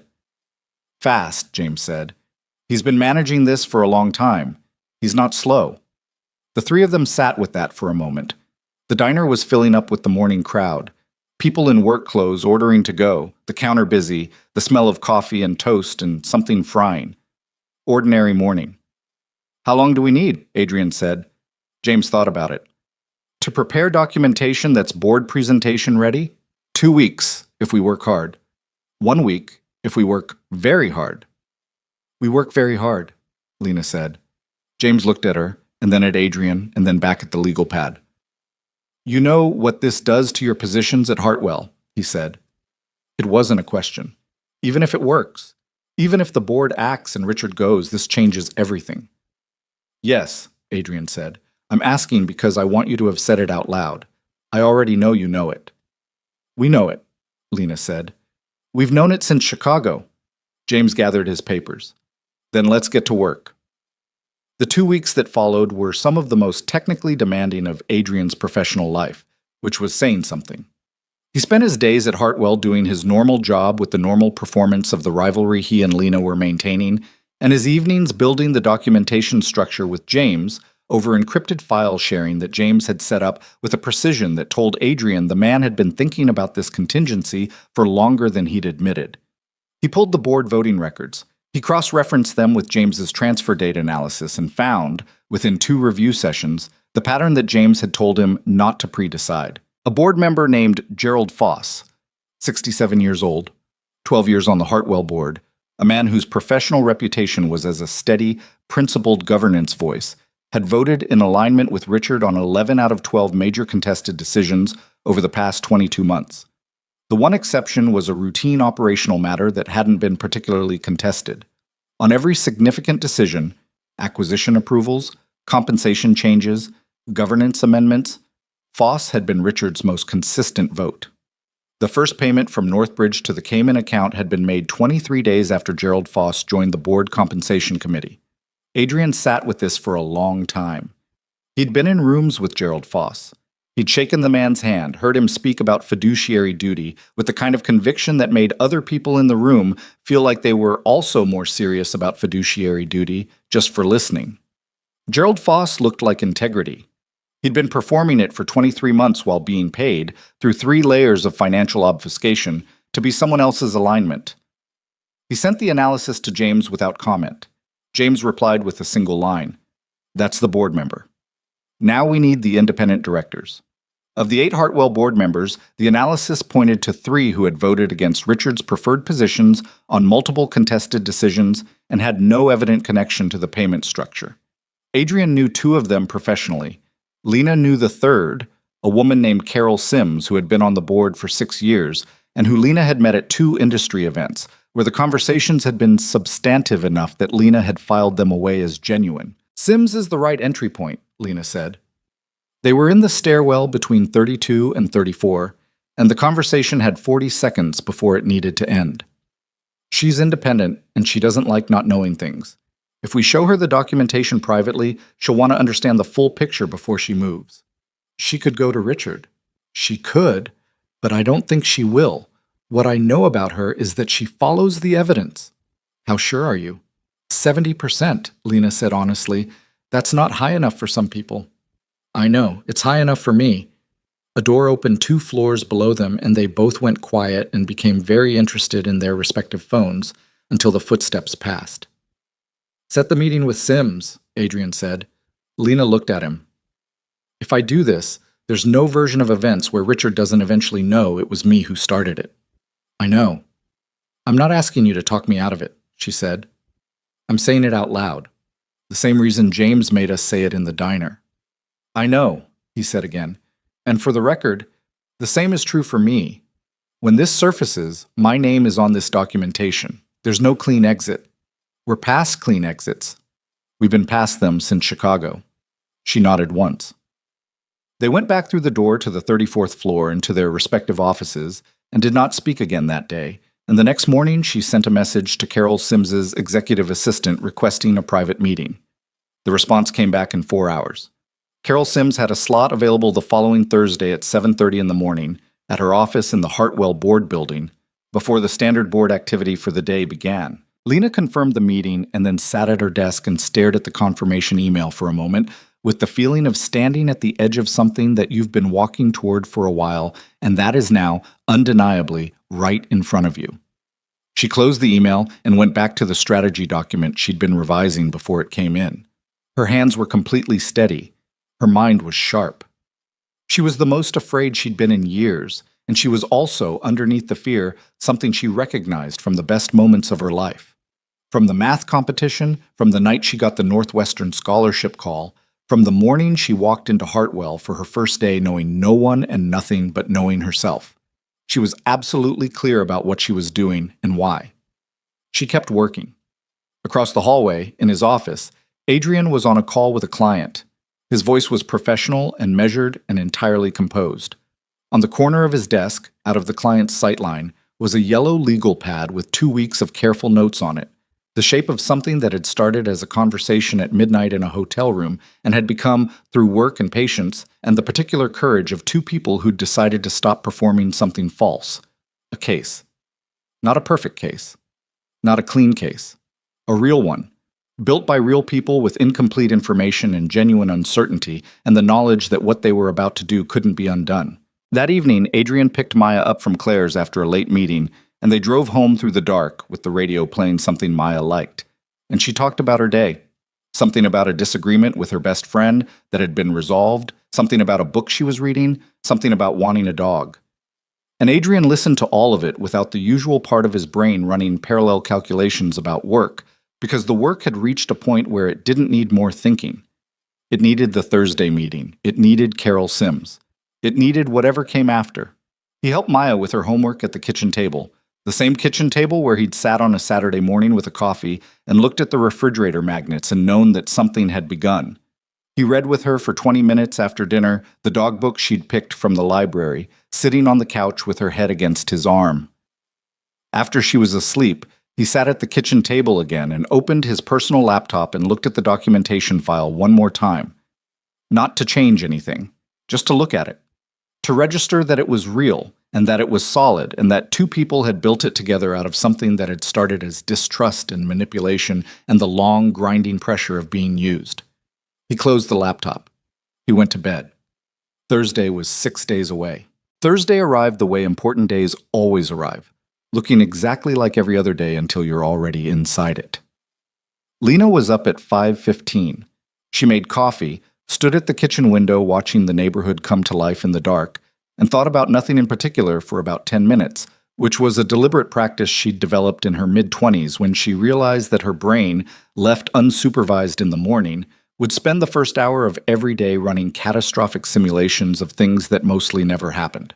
So she'd learned to stand still and look at something ordinary, rooftops, streetlights, the slow arrival of color at the edge of the sky, and just let the morning be a morning before she made it into something else. At 5:30, she stopped doing that and started thinking about Carol Sims. What she knew about Carol Sims came from 2 sources: the industry events where they'd talked and the research she'd done over the past week. Sims was 64, had come up through corporate law before transitioning to board governance, and had a reputation in Hartwell's extended professional circle as someone who was deeply allergic to being managed. She'd resigned from 2 previous board positions, one at a pharmaceutical company, one at a logistics firm, in circumstances that had been described in professional circles as differences in governance philosophy, but that Lena, reading between those lines with what she now understood about how these environments worked, suspected meant Sims had seen something she didn't like and hadn't been willing to look away from it. That was the 70%. That was the read she was betting on. She dressed carefully, not performatively, not the armor dressing she did before difficult meetings where she needed people to see her authority before she opened her mouth. Something more deliberate than that. She picked clothes that were professional and completely undistracting, that said nothing about themselves, because the meeting needed to be about the documents and not about any other variable. She took a cab to the Hartwell Board building. It was a separate address from the main Hartwell Tower. A smaller building 6 blocks east, quieter, the kind of place that was designed to feel like it existed outside the daily operations of the company rather than above them. The lobby had the particular hush of early morning, the security desk staffed by one person who checked her ID with the mild efficiency of someone who'd done it 10,000 times, and the elevator that carried her to the 6th floor was wood-paneled and moved slowly. Carol Sims was already in her office when Lena arrived. She was standing at the window with a coffee, looking out at the street below, and she turned when Lena came in with the look of someone who had been expecting this meeting but was reserving judgment about what it would turn out to be. "Ms. Moore," she said. "Sit down." "Thank you for the time," Lena said. "You said it was important and confidential." Sims sat behind her desk, not the power move of someone establishing territory, but the practical move of someone who works at a desk. "I assumed it was one or the other. You said both, which made me more interested." She looked at Lena directly. "What is it?" Lena opened her bag and put the documentation folder on the desk, not the full file. The curated version she and James had prepared for exactly this meeting, 22 pages that moved from the clearest evidence to the most complex, structured so that the pattern was visible before the technical detail demanded attention. "I'm going to ask you to read the first 6 pages before I say anything," Lena said. "I want you to see it without my framing first." Sims looked at her, then she picked up the folder and read. She read without expression, which was either professional discipline or genuine poker face, and Lena couldn't tell which. She turned pages at the pace of someone reading carefully rather than skimming. She read the annotations. She went back once to reread a paragraph. She held the transfer record comparison against the board decision dates and read them in parallel. It took 11 minutes. When she put the folder down, she looked at Lena with an expression that was not readable in the way that most expressions are readable. It was too contained, too careful. "Where did this come from?" Sims said. "I gathered it over 6 weeks. The financial analysis was conducted by James Okafor, who was Hartwell's forensic auditor until approximately 14 months ago." "I remember Okafor. I was told his audit engagement was closed due to scope revision." "The scope was revised by Richard Voss. The revision happened 12 days after Okafor flagged the Vantage Consulting anomalies." Sims was quiet for a moment. "You're making a serious accusation." "The documents are making it," Lena said. "I'm presenting the documents." Another silence. Sims picked up the folder again, went back to the transfer records, looked at the payment dates beside the board decision calendar. "These payment dates correspond with 12 major board decisions over 22 months, Lena said. "The Pelican Group account receives a transfer within 14 days of each decision. The amount varies, the timing doesn't. And the account registration.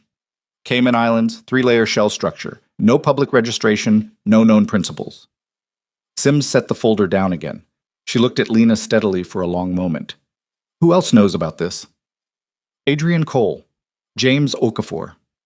Something moved across Sims's face, brief, contained, the micro-expression of someone who has just received an unexpected piece of information and is deciding what to do with it. "Adrian Cole," she repeated. "Yes." "You and Adrian Cole worked on this together." "Yes." Sims leaned back slightly. "The two of you have been in active competition for 3 years." "We have," Lena said. "That competition was manufactured by Richard Voss through Systematic Information Management. That's documented in the folder as well, pages 14 through 18. Sims looked at the folder. She didn't open it immediately. She looked at it the way you look at something you're deciding whether you're ready for. "Pages 14 through 18, she said. "Yes." Sims opened the folder, found page 14 and read. This time her expression shifted, still controlled, but not entirely. There was something in the set of her jaw that changed as she moved through the documentation of the Meridian files, the communication trails, the Belcourt document metadata. The way her eyes moved slowed down when she got to the annotated comparison of the board feedback documents Richard had distributed to each of them. "He sent different versions," she said, almost to herself. "Different versions of the same board feedback, shaped to ensure that each of us understood the other's position as the primary threat. The differences are framing differences. Emphasis, context, information sequencing. Each version positioned the other person as the more significant risk to the company's strategy. And you've both been making decisions based on your respective versions. For 3 years, yes. Sims closed the folder. She put her hands flat on her desk and looked at the window and was quiet for what felt to Lena like a very long time, but was probably 45 seconds. Ms. Moore, she said finally, I'm going to ask you a direct question, and I need a direct answer. All right. Why are you bringing this to me rather than directly to the full board? Because the transfer pattern suggests that at least one board member's alignment with Richard's positions has been purchased. We don't know who. We know the payment dates. We know the voting pattern. If we take this to the full board without knowing which member is compromised, we risk the information reaching Richard before the independent directors can act on it. Sims was quiet again. Then, Gerald Foss. Lena kept her face still. I didn't say that. You didn't have to. Sims's voice was flat, not angry, just precise. I've been watching Gerald Foss's voting behavior for 14 months. I attributed it to his relationship with Richard, which is long-standing and which I assumed was the product of genuine professional alignment. She paused. I told myself that because the alternative was a conclusion, I didn't want to reach without evidence. You have evidence now, Lena said. I have your evidence. It's not only mine. James Okafor's audit documentation predates anything I've touched. His records are independent. Sims stood up.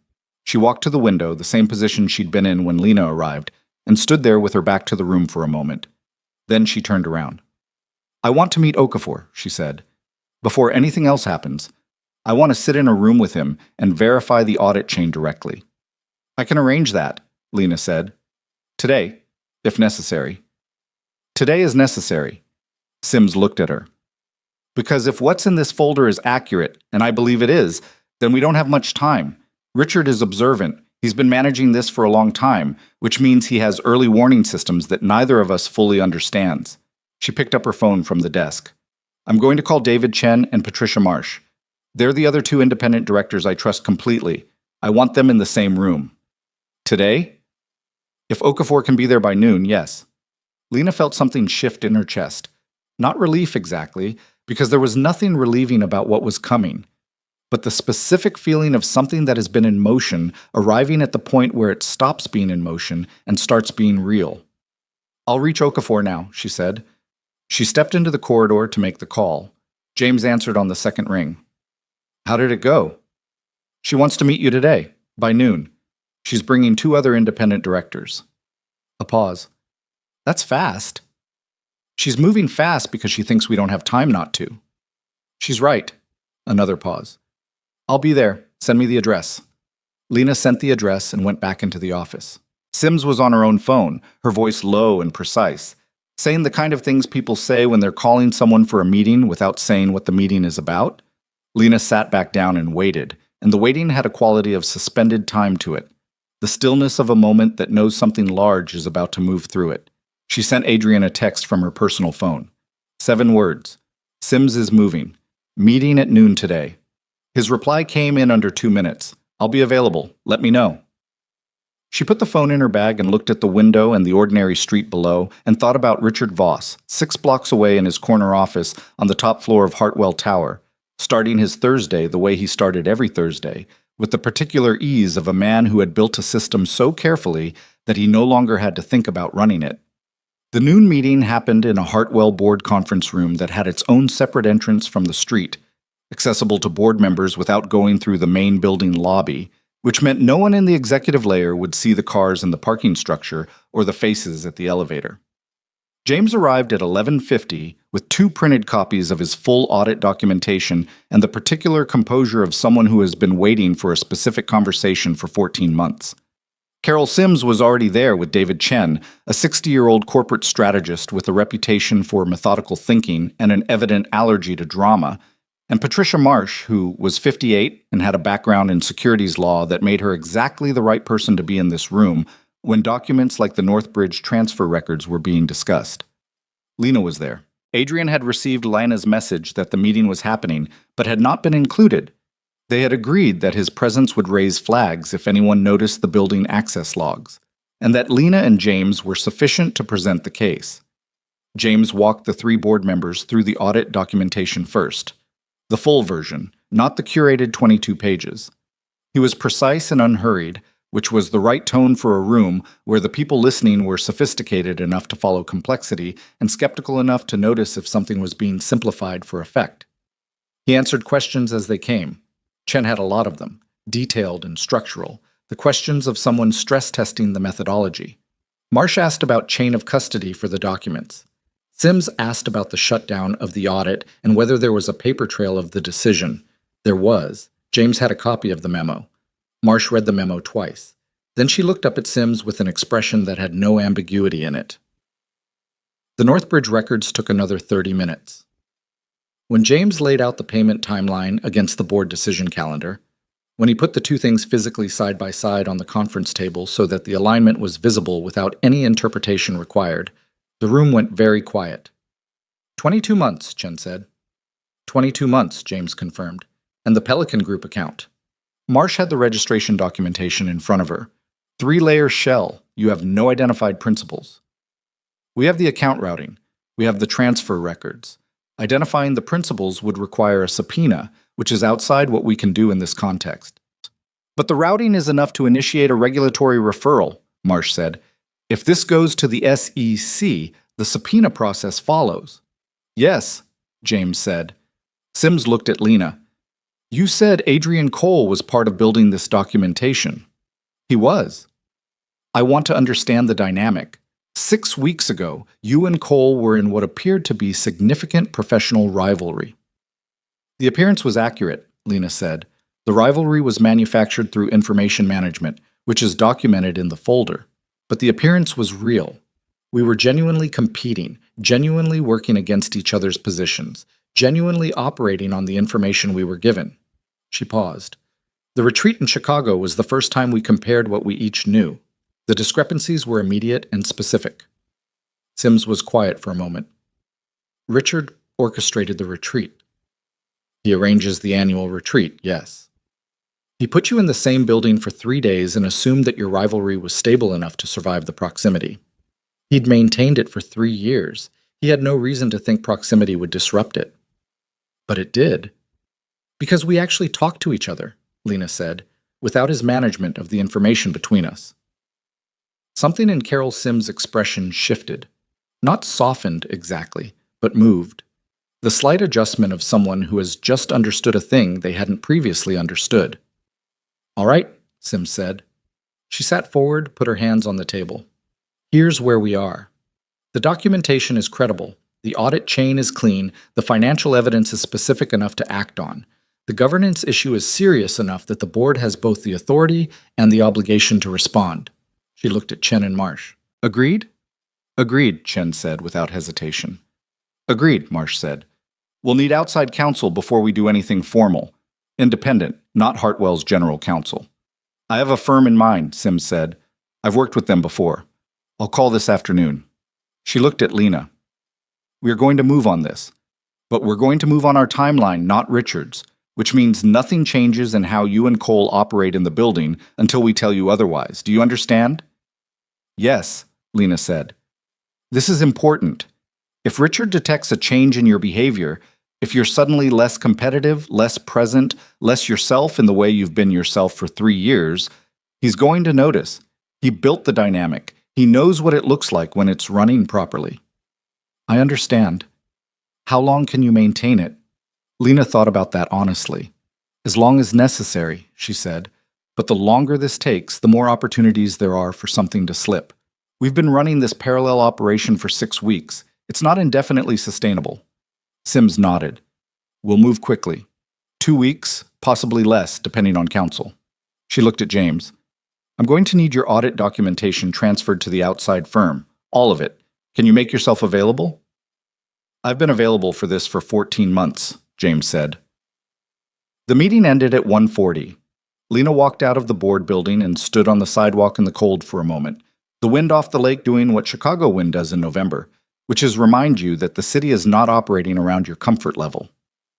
She pulled her coat tighter and started walking back toward Hartwell Tower. She sent Adrian a message. Meeting complete. 3 board members moving to outside counsel. Hold position. He replied, Understood. You okay? She looked at the message for a moment.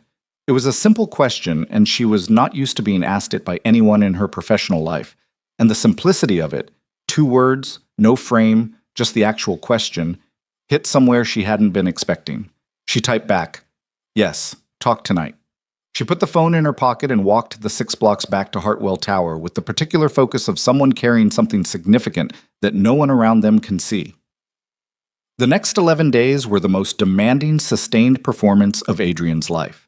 He went to work every day and did his job and managed the competitive dynamic with the same precision he'd been managing it with for 3 years, except that now every exchange in a meeting, every corridor interaction, every carefully angled comment he made about the Western portfolio had a double layer to it, the performance that Richard needed to see.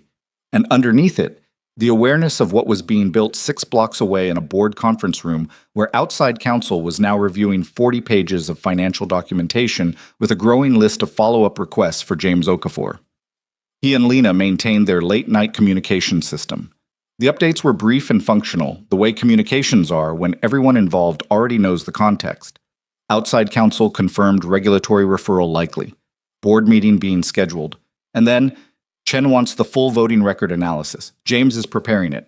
And then 8 days after the noon meeting, Sims says 2 to 3 days. Adrian read that last one sitting in his car in the parking structure again, and sat with it for a long moment before putting the phone in his jacket pocket. 2 to 3 days. He'd known it was coming. He'd been working toward it for 6 weeks with full understanding of what it meant. But knowing something is coming and having it arrive within 72 hours are different things, and the difference lived in a specific part of his chest that he didn't have precise language for. He thought about what came after, not strategically. He'd done the strategic thinking. He'd looked at his options and his position and the likely outcomes of the various ways this could land. He'd been pragmatic about the realistic consequences for his career, which were significant and which he'd accepted. He thought about it the way you think about the shape of your life when a large thing is about to change its geography. He thought about Maya. He thought about the apartment, and the refrigerator magnets, and the Saturday pancakes, and the bedtime reading. He thought about the specific promise he'd made himself when her mother left, which was that he would not let his work become the thing that defined the space she grew up in. He thought about whether the last 6 years had honored that promise and decided, honestly, that it had been a mixed record. He'd been there, but presence and attention are different things, and attention had been unevenly distributed. He thought about what he actually wanted, which was a question he hadn't asked himself cleanly in a long time. Not what he wanted professionally, not what he was positioned for, not what made strategic sense given his current situation. What he actually wanted. The parking structure was quiet. Someone drove past 3 floors above him, the sound of it bouncing off concrete. He thought about Lena Moore and the legal pad, and standing at a window looking at a dark lake, and go to sleep, and the way she'd said I've given 3 years to a competition that wasn't real. The specific cost that was in those words. He thought about Carol Sims moving in 2 to 3 days and what that meant for both of them. He started the car and drove home. The call from Sims came on a Tuesday morning at 8:14. Lena was in the elevator going up to 34 when her personal phone vibrated. "The board meeting is Thursday," Sims said. "Executive session, 9 a.m., board conference room. Richard has been notified that it's a governance review. Standard procedure language, nothing that indicates what it actually is. Outside counsel will be present. I need you and Cole in the building and available, but not in the meeting. We may need you to appear if the board requests direct testimony." "We'll be there," Lena said. "One more thing." Sims paused. "Gerald Foss has been informed, through counsel, that he is the subject of a governance inquiry and that he should not attend Thursday's session. His lawyer called mine this morning."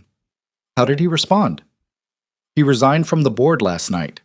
Sim's voice was perfectly level. "Effective immediately." Lena was quiet for a moment. The elevator doors opened on 34. She stayed in the elevator. "That's significant," she said. "It confirms the pattern without requiring us to prove intent in the room," Sims said. "It's also going to alert Richard that something is happening, which is why Thursday needs to be Thursday and not Friday." Another pause. "Cole needs to know in the next hour." "I'll reach him." She stepped off the elevator. The hallway was empty. Too early for most people. The particular quiet of a floor before the day fully arrives. She sent Adrian a text. "Thursday, 9 a.m. Foss resigned last night. Richard may know something is moving. The reply came in 3 minutes, which was how she knew he was already at his desk. On my way to a meeting. Clear at 9:30, stairwell. They met in the stairwell at 9:32. Adrian had come from a meeting and his jacket was still on, and his face had the specific compression of someone who has been holding a professional expression for the last hour and has just taken it off. Voss resigned, he said, last night. His lawyer called Sims's lawyer this morning. Which means Voss told someone. Possibly.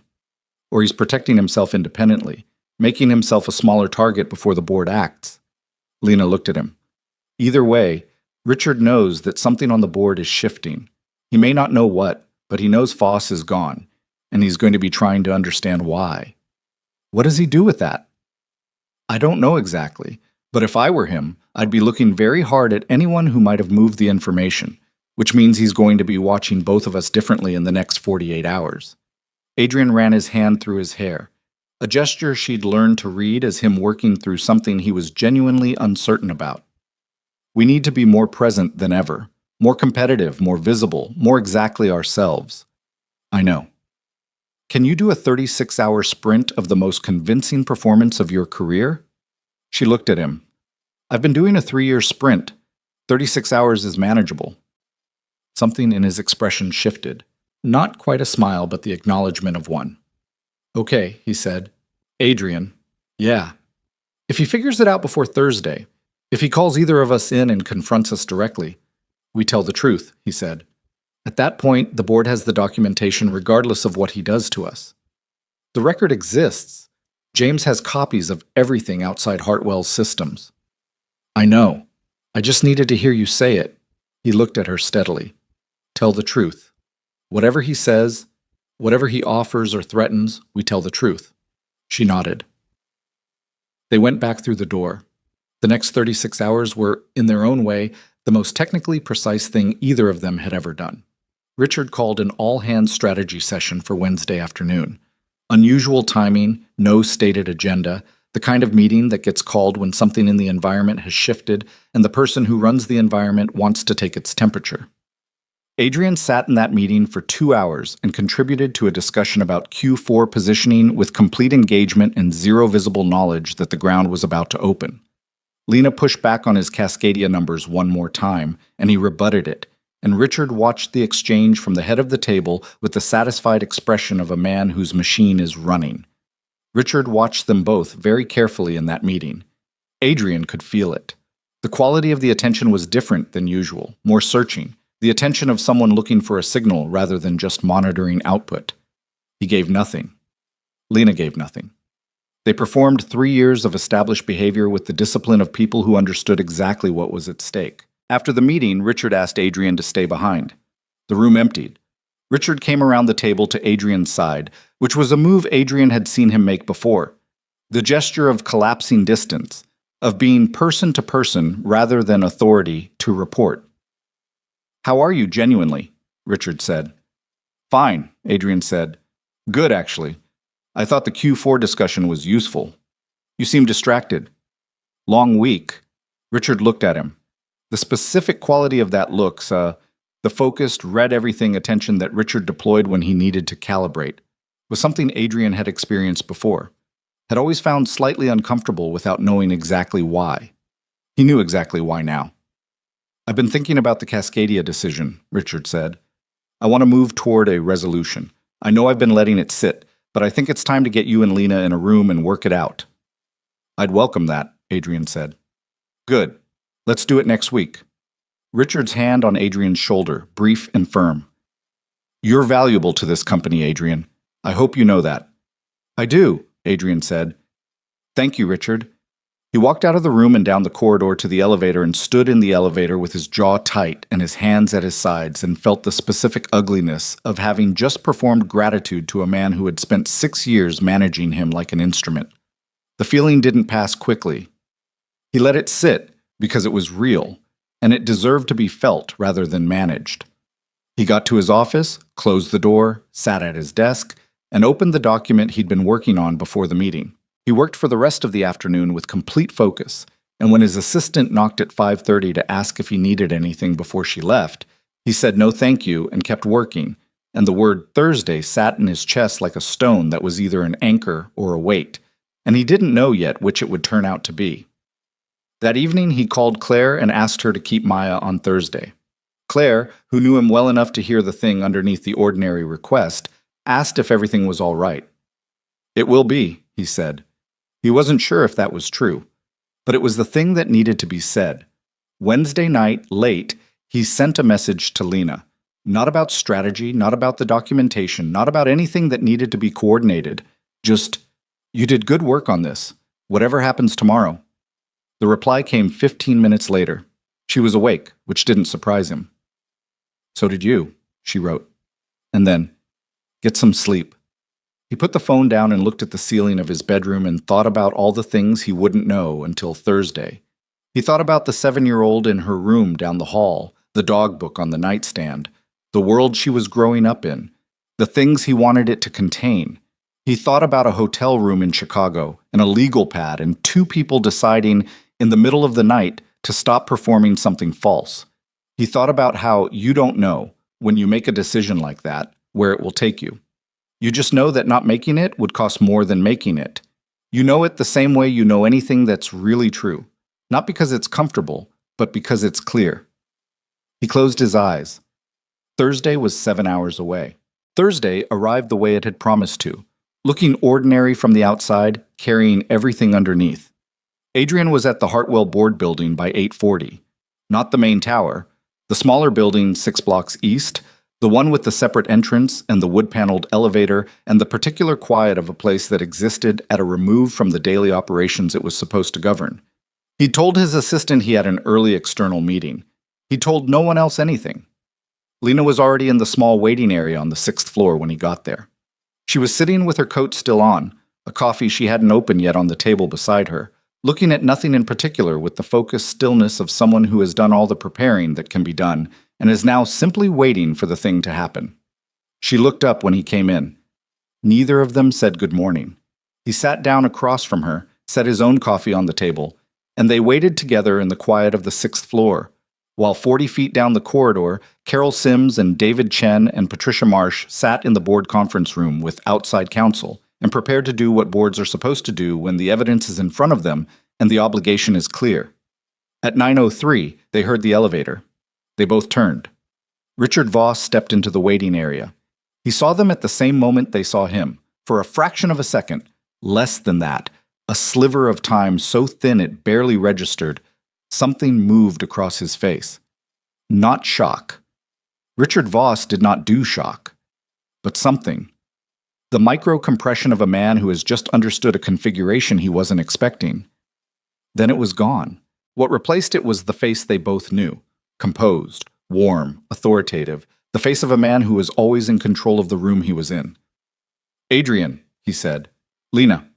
He looked between them with an expression that was perfectly calibrated. Curious, not alarmed. "I didn't know you two were on the board building schedule today."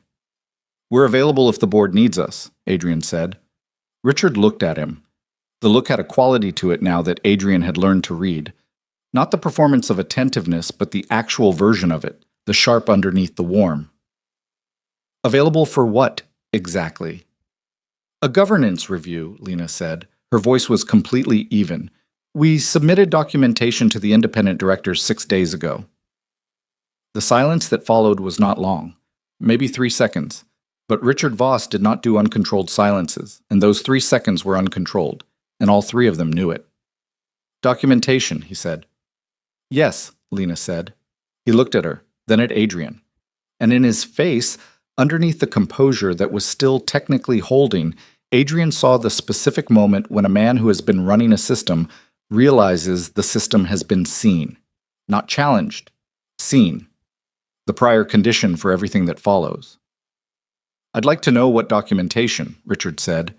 His voice was still measured, but the warmth had vacated it. What remained was the precision, the instrument quality, the sound of a man who has survived difficult situations by understanding them faster than anyone else in the room. "The board has it," Adrian said. "You should speak to Carol Sims." Richard looked at him for a long moment. Then he straightened, almost imperceptibly, the micro-adjustment of someone deciding how to carry something heavy. "I see," he said. He walked past them down the corridor to the board conference room. They heard the knock. They heard the door open. They heard it close. Adrian and Lena sat in the waiting area and did not speak for a while. There was nothing useful to say. Everything that could be said had already been said over 6 weeks of late nights and stairwell conversations and a diner in Wicker Park and a hotel room in Chicago where it had all begun. The talking was done. What was happening now was the consequence of the talking, and consequences don't require commentary. You sit with them. Lena picked up her coffee, opened it, drank. Adrian looked at the wall across from him, at a framed photograph of the Chicago skyline that was the kind of generic corporate art that exists in waiting areas because someone decided a blank wall was worse. 22 minutes later, the board conference room door opened and Carol Sims appeared in the corridor. "We need both of you," she said. They stood. The board conference room was larger than Lena had seen it during the noon meeting 11 days ago. All 8 board positions occupied, or 7 of them, Gerald Foss's chair empty and somehow louder for it.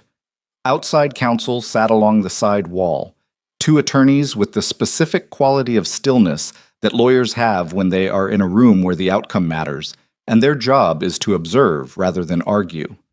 Richard Voss was at the far end of the table, not in his usual position at the head. That position belonged to Carol Sims today, but to the side, where he sat with his hands folded on the table and his face carrying the compressed expression of a man who has received information he's still processing. Sims gestured to 2 chairs along the wall. Adrian and Lena sat. "We've asked you here because the board has questions about the documentation you submitted and about your direct experience of the information management practices described in it," Sims said. "You're not under any legal compulsion to speak. You have the right to have your own counsel present if you wish." "We don't need counsel," Lena said. Sims looked at Adrian. "Agreed," he said. What followed was 2 hours and 17 minutes of the most demanding conversation Adrian had ever been in. The board asked questions.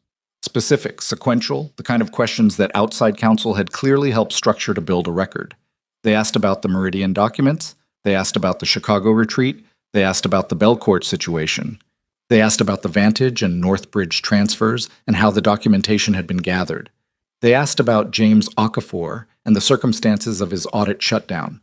Adrian and Lena answered everything. They didn't editorialize, didn't shade, didn't try to make themselves look better than the facts warranted. At one point, David Chen asked Adrian directly why he hadn't raised the Meridian document discrepancies when he first noticed them, rather than waiting until Chicago.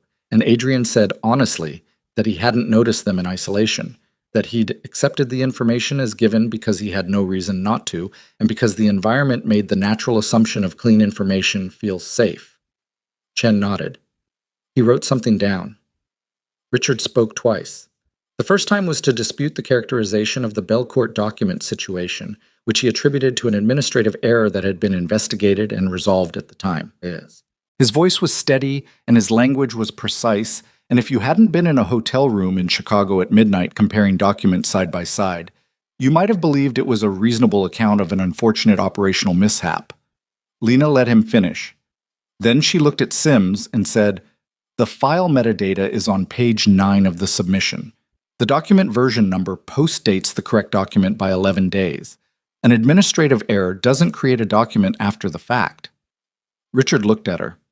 The look had lost its warmth entirely now. What was underneath was not what she'd expected. She'd expected anger or calculation, the face of a man managing a threat. What she saw was something more unsettling than that. Disappointment. The specific and apparently genuine disappointment of a man who had believed a system he'd built was more durable than it turned out to be. He didn't respond to the metadata point. The second time Richard spoke was near the end of the session, when Sims asked him directly whether he had authorized the transfer structures associated with the Vantage Consulting and Northbridge Advisory entities. The room went completely still. Richard looked at the table for a moment. Then he looked at Sims. "I'd like to consult with my attorney before responding to that question," he said. The outside counsel along the wall made a note. That was the moment, not the dramatic moment. There was no dramatic moment, no speech, no confrontation that arrived with the weight of a film scene. It was a man who had built a 61-year career on never losing a room saying 6 words that meant he had lost this one. The quiet of it was almost worse than theater would have been. Sims called a recess. In the corridor, Adrian and Lena stood at the window again. A different window from all the others. This one looking out over the back of the building toward a parking structure and a thin slice of the lake beyond it. The lake was gray today, heavy cloud cover, the kind of November sky that doesn't differentiate between morning and afternoon. "He's going to lawyer up and negotiate," Adrian said. His voice was low, not particularly emotional, stating a fact. "Yes," Lena said. "The board will accept a resignation rather than push for prosecution if the financial exposure is contained. It's cleaner for the institution." "I know." She looked at the parking structure. "Does that bother you?" He thought about it honestly. "Some," he said. "Not as much as I expected." "Me too." "What bothers me more is the time," Adrian said. "How long it ran. How many decisions we made inside a system we didn't understand was bent." Lena was quiet for a moment. "There's no recovering that time," she said. "You can know that clearly and still move forward. They're not the same thing." He looked at her. She was looking at the lake, the gray slice of it, and her profile had the particular quality of someone who has said a true thing that they worked hard to learn. "No," he agreed. "They're not." The recess lasted 40 minutes. When they reconvened, Richard Voss was not in the room. His seat was empty. His attorney, who had arrived during the recess, spoke briefly with outside counsel along the wall, and then Sims called the session back to order and the board moved without him. The vote was 6-0. Gerald Voss's chair was empty. Richard's attorney had communicated his client's resignation, effective immediately, contingent on the terms of a separation agreement that outside counsel would negotiate. The board accepted the contingency as a procedural matter and voted on the governance actions. Independent audit of the Vantage and Northbridge financial structures, regulatory referral to the SEC, appointment of an interim CEO, pending a search process, and a review of internal communication and information management practices. 6-0 on every motion. Sims looked down the table at Adrian and Lena when it was done. "Thank you both," she said, "for the documentation, for your patience with the process, and for trusting the board to handle this correctly." Adrian almost said something about the degree to which trusting the board had been an act of faith rather than certainty. He didn't, because it wasn't the moment, and because Carol Sims probably already knew. "Thank you for moving," Lena said, "and for moving fast." They left the building at 12:40. The sky was the same gray it had been all morning, the wind off the lake doing its November thing, and they stood on the sidewalk in their coats for a moment without the immediate pressure of the next thing. "That's it," Lena said. "That's it," Adrian agreed. Neither of them moved for a second. It was the strange stillness of an aftermath, the moment after a long effort has concluded where the body and the mind both know the effort is over but haven't yet recalibrated to the fact of its absence. "I need to get back to the office," Adrian said. "People are going to notice he's gone. There's going to be a communication." "I know, I need to get back too." But neither of them moved immediately. They stood on the sidewalk in the cold and let the moment be what it was. Imperfect, uncertain. Not the clean ending that things are in stories, but the actual ending that things have in real life, where the resolution of one problem is immediately adjacent to the beginning of whatever comes next. "Adrian," Lena said. "Yeah. That thing I said in Chicago, about giving 3 years to a competition that wasn't real. I remember.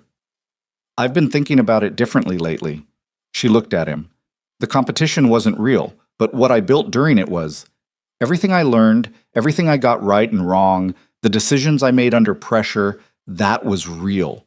He manipulated the conditions, but he didn't make us what we are." She paused. "We were already that." He held the thought for a moment.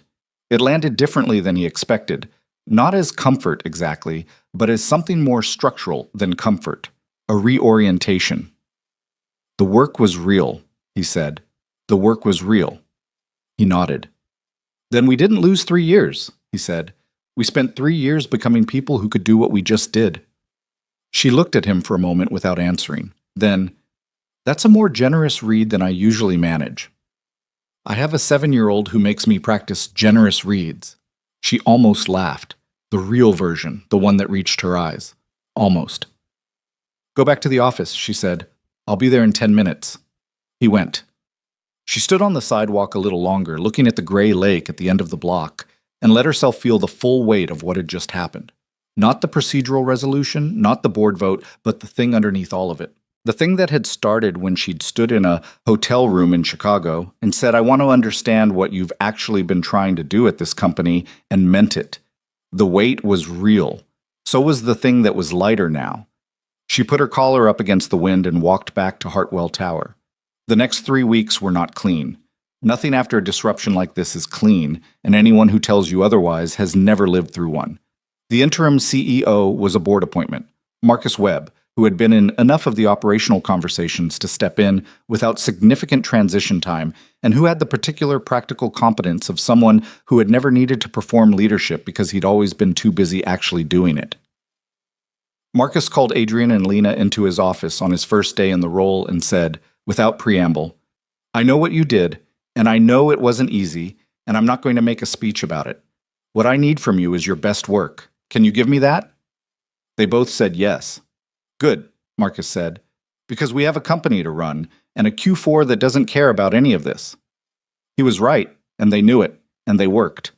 The internal communication about Richard's departure described it as a resignation for personal reasons, which was the language the separation agreement required and which satisfied no one who'd been at Hartwell more than 6 months, but which was, legally and procedurally, the appropriate form. The rumor ecosystem filled in the gaps with various degrees of accuracy. Some people got close to the truth. Most people got a version of the truth that was shaped more by what they wanted the story to be than by what it was. Gerald Foss's board resignation generated a brief item in 2 financial trade publications, both of which described it as a routine transition and moved on. The SEC referral was not public. The independent audit was not public. The mechanisms of accountability moved slowly and outside of view, the way they always do, which is frustrating and also probably necessary because accountability that performs itself publicly tends to become about the performance. Adrian and Lena were called to give depositions to the SEC 8 weeks after the board meeting. James Okafor gave his own separately. The depositions were long and detailed and conducted in a conference room in a federal building in downtown Chicago where the coffee was bad and the acoustics made everything sound slightly too loud. Adrian sat across from 2 SEC attorneys for 4 hours and answered every question with the same precision and completeness he'd brought to the board meeting. He didn't enjoy it. He did it correctly. Lena's deposition was on a different day. She called him that evening, from her apartment, on her personal phone. They'd stopped being careful about which phone they used sometime in the weeks after the board meeting. The elaborate security of the parallel operation no longer necessary now that the parallel operation was over. 4 hours, she said. Same, he said. How are you? Tired, hungry, I forgot to eat lunch. That's a you problem. I know it's a you problem. I'm telling you about it anyway. He was at his kitchen table, Maya at the other end doing homework with the specific concentrated frown she got when the math was harder than she wanted it to be. He watched her for a moment. Eat something, he said to Lena. I'm going to, she said. I just needed to, I don't know, hear a voice that wasn't an SEC attorney. I understand that, he said. Does it get easier? The deposition hangover. I don't know. That was my first one too. A pause. Right, she said. Of course. Eat dinner, he said. Sleep. It looks different in the morning. That's the most dad thing you've ever said to me. You called me for advice. I called you for company, she said. There's a difference. He was quiet for a moment. Across the table, Maya had put her pencil down and was staring at the ceiling in the way of a child who has temporarily given up on mathematics. You should come to dinner sometime, he said. You and Maya and me. Real food, not diner coffee. The pause on the other end was not uncomfortable. It was the pause of someone letting a thing land before they respond to it. Yeah, Lena said. I'd like that. Saturday? Saturday works. He smiled, which was not something that appeared on his face in professional settings with any frequency, and which Maya, who had looked back down from the ceiling, noticed immediately. Who's that? Maya said. A friend, he said. Maya considered this with the evaluative skepticism of a 7-year-old.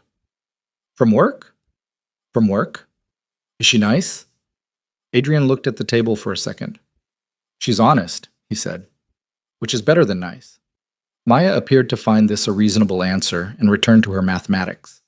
The Cascadia acquisition closed in February, 5 months after the board meeting. It was the cleanest deal Adrian had worked on in 6 years.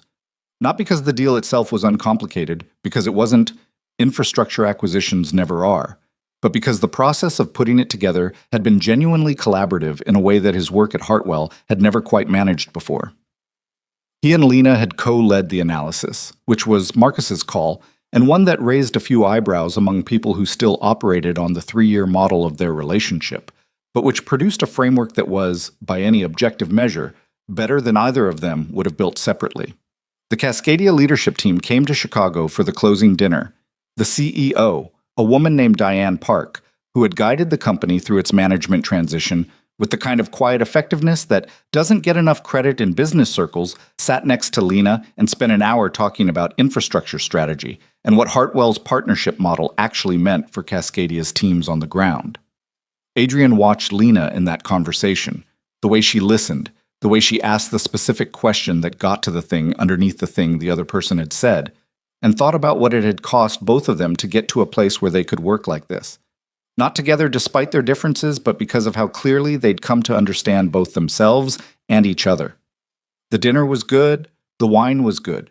Nobody gave a speech, which was Marcus's influence and everyone's relief. Afterward, he and Lena walked out of the restaurant and stood on the sidewalk while their cars were brought around. November had become February, and February in Chicago was doing what February in Chicago does, which is make you aware that winter is not a metaphor, but an actual physical condition with an attitude. Their breath made small clouds in the cold air. Cascadia is going to be good for them, Lena said. Yeah, Adrian agreed. Good deal. Not just financially. I mean, Diane Park's team has been waiting for a partner that doesn't just want their assets. They want someone who will let them do the work. We'll let them do the work. I know, that's why it's a good deal. She had her coat pulled tight, and her breath was a small cloud in the cold, and she was looking at the street with the expression she had when she was still inside a thought she hadn't quite finished yet. What are you thinking? He asked. She was quiet for a moment, then, I'm thinking about what James said in the diner, that even if it worked, even if the board acted and Richard went, it would change everything. She looked at him. He was right. It did change everything. Yes. Is that okay? She said. Not rhetorically, actually asking. He thought about the last 6 months, about the depositions and the audit and the restructuring of a company's governance after the person at the center of it had been removed. About the weeks when everything felt uncertain and the weeks when it started to feel more solid. About Maya's question, is she nice? And his answer, and what his answer said about what he'd learned to value. About standing at a window in November looking at a gray lake and saying, quietly, the work was real. Yeah, he said. It's okay. She looked at him for a moment, and he looked back, and what passed between them was not the charged uncertainty of two people who don't know each other yet. It was something quieter and more durable than that. The look of two people who have been through something real together and have come out on the other side knowing exactly who was beside them. His car came. He held the door for a moment. Saturday, he said. Saturday, she agreed.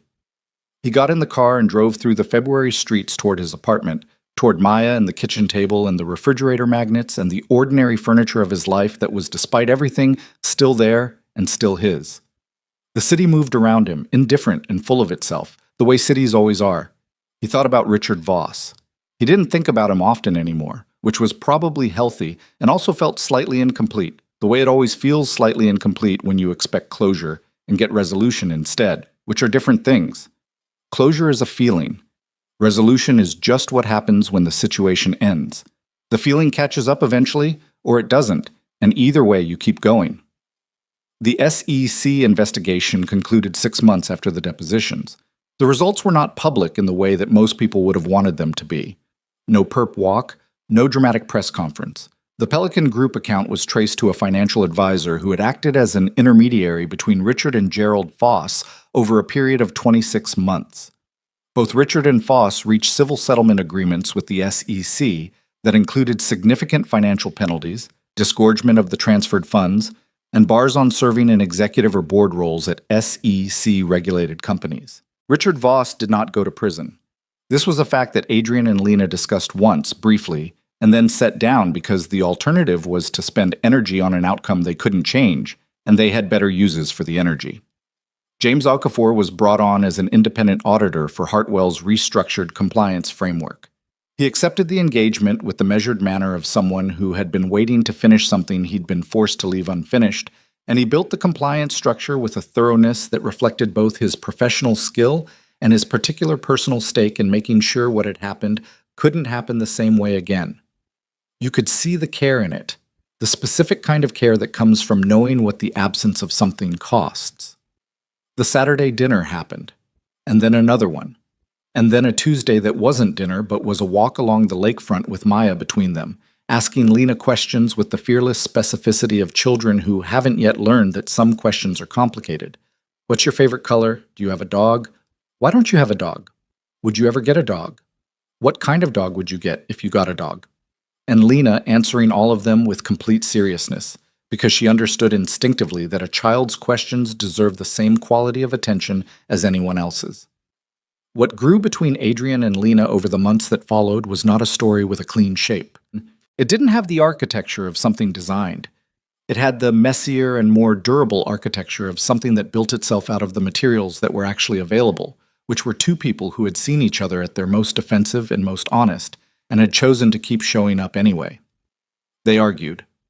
Not the performed arguing of the boardroom, not the competitive sharpness they'd spent 3 years deploying as weapons, but the actual arguing of two people who have different instincts and don't always agree and are not willing to perform agreement they don't feel. Lena thought Adrian was too slow to trust new people. Adrian thought Lena took on too much without asking for help. They said these things to each other directly, without the armor that makes directness easy but empty, and they were wrong about each other sometimes and right about each other sometimes, and the wrongness and the rightness both contributed to the picture. There was a night in April when it rained for 9 hours, and Maya had a fever, and Adrian was on his third load of laundry at 11 p.m., and had completely forgotten he was supposed to call Lena, and she called him instead to find out what had happened, and he answered the phone with a tired and slightly frantic explanation, and she said, without any version of hesitation, "I'm coming over." And he said, "You don't have to do that." And she said, "I know I don't have to," and came over anyway and sat in the kitchen with him for 3 hours while Maya slept, and the rain did what it was doing, and they talked about nothing important, which is the most important kind of talking there is. He thought about that night sometimes when he thought about what it meant to not be alone. Not the grand version of not alone. Not the version that requires ceremony and declaration. The 3 a.m. version. The laundry version. The sitting in a kitchen while the rain comes down and not needing the conversation to be significant because the presence is enough. What Lena thought about during that same period was more complicated to articulate. She'd spent so long building a version of herself that was self-contained and complete, that didn't lean, didn't need, didn't show the load, that the process of setting it down was not a single moment but 1,000 small ones, each of which required a choice, to say when something was hard, to let someone see the uncertainty that lived underneath the clarity, to call someone at 11 p.m. and ask what happened, which sounds like nothing but is actually its own kind of courage, when you've spent years believing that needing to know makes you smaller. She was not transformed. She was not healed of all the things that her history had done to her, because that's not how history works, and that's not how people work. But she was different in specific ways that she could point to. She asked for help more often. She told the truth more quickly. She ate dinner most nights instead of working through it, which sounds small and was actually foundational. The work was good. That was the other thing that was true, alongside all the personal things that were also true. The Cascadia partnership produced results in its first 6 months that exceeded the projections in their original framework, not because the framework had been optimistic, but because they'd built it on honest intelligence and then had the structure to execute it well. The governance review at Hartwell produced a compliance framework that James was quietly proud of, and that the independent directors cited as a model when presenting to other portfolio companies. Marcus Webb ran the company with the practical competence he'd always had, and the additional authority that came from not owing his position to a manipulated dynamic, and the company performed. None of it was perfect. Institutional cultures don't transform because one person is removed from the center of them. They shift, slowly, in response to the consistent pressure of different behavior over time. There were people at Hartwell who'd thrived under Richard's system and who found the new environment disorienting. There were decisions that got made wrong in the restructuring. There were relationships that didn't survive the change, and some that probably should have ended sooner. But there was also this: a company where the information that moved between people was, more often than before, the actual information. Where two senior executives could disagree in a meeting without the disagreement being managed by a third party for purposes of his own. Where the competition that existed, and it did exist because organizations of this size don't function without it, was competition that knew its own limits. What Adrian had said on the sidewalk in February, "We spent 3 years becoming people who could do what we just did," was something he returned to, not as a comfort exactly, but as a kind of orientation. The idea that the difficulty of a period doesn't have to be only its damage, that what you build in hard conditions is still building, that the years you spend becoming who you are aren't lost years even when the conditions were wrong, because you don't get to subtract the conditions from the person they produced. He wasn't sure he fully believed it yet, but he was practicing it, the way you practice things that matter before they become natural. One evening in May, late, after Maya was asleep and the apartment was quiet, Lena was at the kitchen table with a document she was reviewing, and Adrian was making tea, which was a thing he'd started doing instead of the 11 p.m. coffee that had been wrecking his sleep for 6 years. The kitchen was warm, the window open a few inches to the spring air, the sounds of the neighborhood coming in from outside. A car, someone's music, the particular ambient texture of a city going about its night. "Can I ask you something?" Lena said, without looking up from the document. "Yeah." "Do you regret it?" "Any of it, the whole thing." He poured the water, thought about it honestly, the way the question deserved. "The time I wasted operating on false information, yes," he said. "The actual choice. In Chicago, no." She looked up from the document. "It was the first honest thing I'd done at that company in a long time," he said. "And it turned out to be the most important." She looked at him for a moment. Then she looked back at the document, but differently. Not reading it anymore, just holding it. "I used to think honesty was something you could afford when you were safe enough," she said, "when you had enough buffer that the cost didn't matter. I spent a long time building that buffer." And it turns out honesty is actually what builds the buffer. She put the document down. It's not the reward at the end, it's the material. He brought the tea to the table, sat across from her. The spring night came through the window. "That took you how long to figure out?" he said. "About 30 years and one extremely inconvenient hotel conversation in Chicago." He almost laughed. Actually laughed. Quietly, the real version. She smiled. Not the polished professional version, not the social punctuation version. The one that was just hers, that she'd learned, gradually and with some difficulty, to let be visible in rooms where it mattered. Outside, the city did what the city does. Kept going, regardless, full of its own stories, most of which no one would ever write down. The spring air came through the window, and the tea was warm, and the document sat unread on the table, and the night had the quality of nights that don't require anything from you except to be in them. That was enough. Not everything, not perfect, not the life either of them had planned when they were younger and more certain about what planning was for, but real.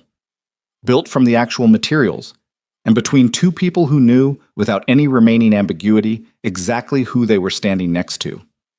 That was more than enough. That was, in the end, the only kind of enough that holds.